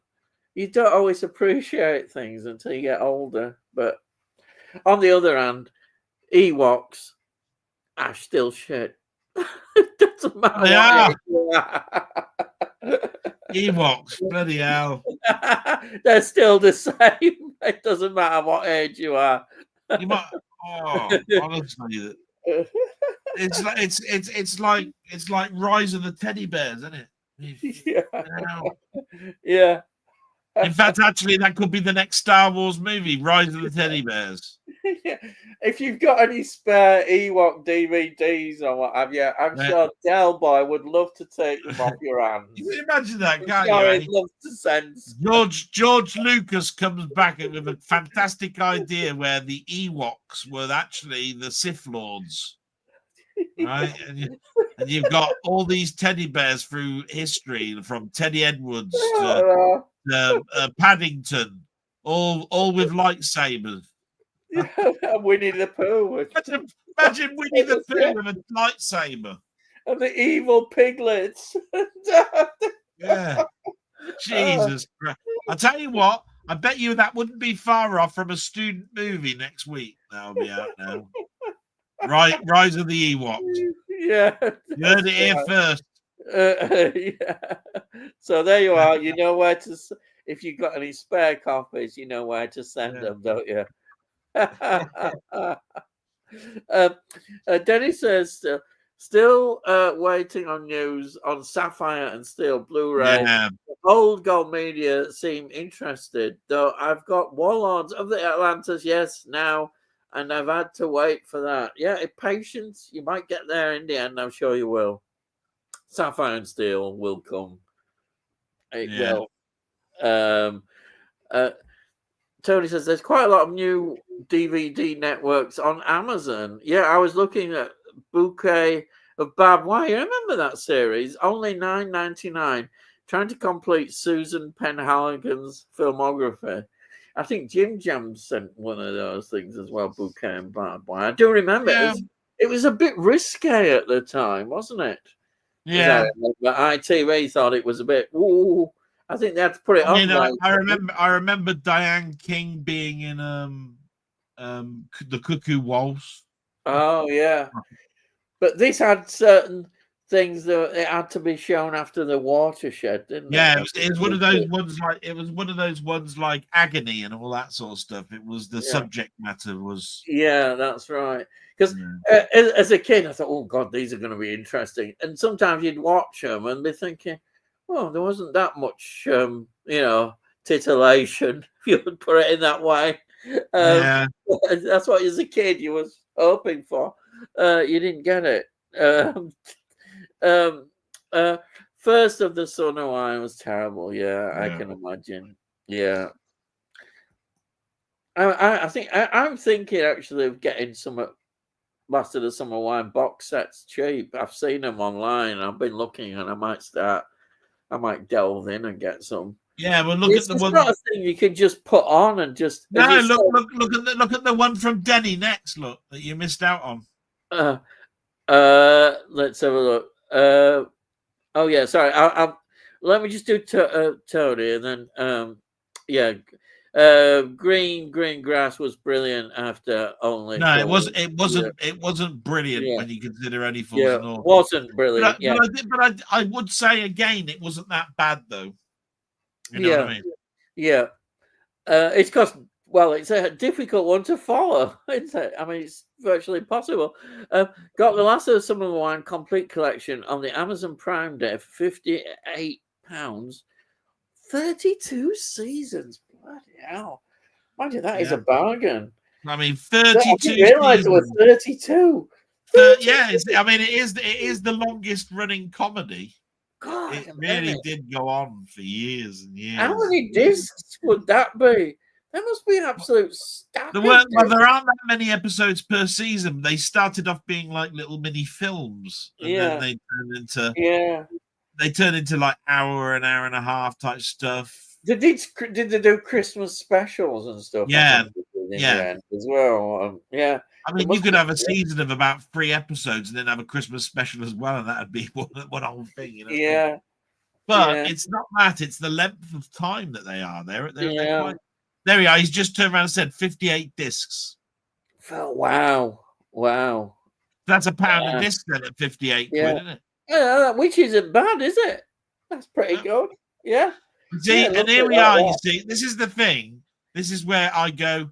Thanks, you bastard, for letting us all know. Now you can't get it now because basically the Prime Day sales are gone and it's back up to 100 and something quid. And you've just basically enticed us into getting it and now we can't afford it. See, because you're a bastard. Because 58 See? quid's a good price, Because isn't it? he was just thinking of himself, and then he just wanted to show the world what he bought cheap that you can't get anymore at that price. Because he's a bastard. You know what I mean? Oh dear. Right. Right. Joey was a bad spin-off of Friends. Sorry, says. Oh, it was. I mean, I've never seen Friends. There you are. I've said it. I've never seen Friends, so I don't know. when you consider the popularity of Friends, Joey was a bad idea. Is what really that should say. Yeah. Oh dear. What did it like? Did it get axed after about a season? Eh? Did it get axed after about a season then? One season, yeah, got axed. Yeah, exactly. That says it all. No. Saying that, they did a second season. Did it? But I'm pretty sure they did that. But it was brought back. But God knows why everybody went. Yeah, it was that bad. Oh dear. Because it was basically him moving to Los Angeles. I think what he was trying to do was he was trying to teach people how to act. Fucking hell. Yeah, it was awful. Absolutely. It was awful. No, I never saw it, but anyhow. And then Tony says, don't mind going straight too much, but it couldn't live up to Porridge without the characters of the prisoners like Grouty and Luke. That to me is controversial because I like Going Straight. And I think the very fact that Richard Beckinsale was still in it was good enough for me. Luke, I didn't miss Lukewarm. It needed a grouty character. I will say that. Because Grouty was really the one that was antagonistical, wasn't he? Because he owned the wing, basically. So there wasn't much else that you could do other than try and fool Fulton Mackay all the time, wasn't it? Because that was pretty much it.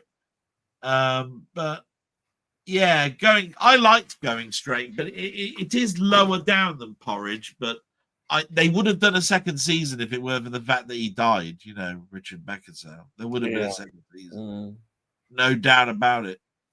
Yeah. Denny says Susan Penhaligon in the land that time forgot. Yes, it's look at him, the randy little bastard.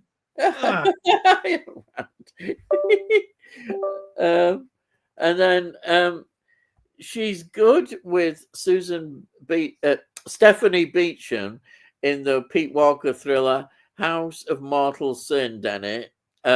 If I remember correctly, they share a bed together just to keep warm, I think. I'm sure it is. Yes. Those Pete Walker films. Yes. He liked his naughty bits. Oh, I bet. There's a whole box set, isn't there? They released a box set of all his naughty bits. Yeah. And then Denny says 58 discs, I think, for the last of the summer wine. There you are, 58 discs. Wow.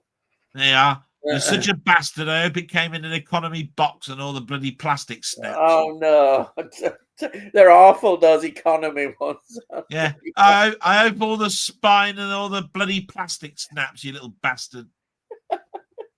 Now we can't get it. Yeah, he's cross because he missed out. That's what I mean. Yeah. If you'd have told me about it, I'd be going, yeah, great, mate. Yeah, I'm so glad you passed on that information. But no, you didn't pass on the information, did you? Not even in your Discord group. Nah, bollocks to him.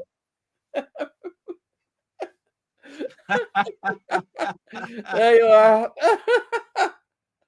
Oh, dear. How many times did Compo go down a hill in the last of the summer wine? Yeah. He did after Nora. Of course, in a bathtub. Yes. After Nora Batty's tights. Yeah. Yeah. Oh, it's classic. Classic.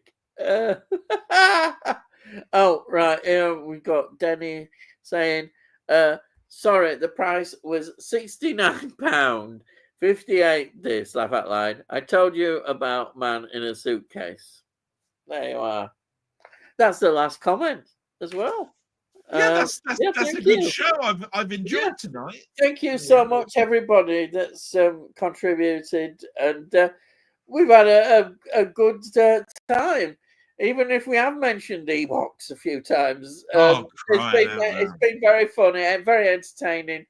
Thank you, everybody, and of course, thank you, Delboy, as always, contributing so much, and everybody who's joined us. And thank you so much. So we'll see you again. Thank you for the love and attention to my mum. She's really Yeah. appreciative of it all. And You Tony know, says good night. I pass on all Yeah. the good wishes apart from the Yeah. ones from Tony York because he's a complete bastard. That's it. I don't bother mentioning Tony York to my mum. I don't want. I want her to live. I don't want her to. No, I mean I And don't then want her to Sai be. says nighty You know, night, guys. Great stream as usual. Thank you. And Denny says good night. Good night, Denny. Thanks for joining us. Denny, absolute Yeah. fantastic guy, mate. Thanks Yeah. very much. And that's it. Even if you didn't tell me about Last of the Summer Wine, you little shit. He's going to be going on about that now. Bloody hell. So anyhow, thank you so much, Delboy, for being a great part of this and making me laugh as well. Yeah, I try. That's the one thing yeah, that I look forward to do is yeah, trying to make you laugh. yeah. I mean, And you've just brought Ewoks back. We'd rather not, but Ewoks are back.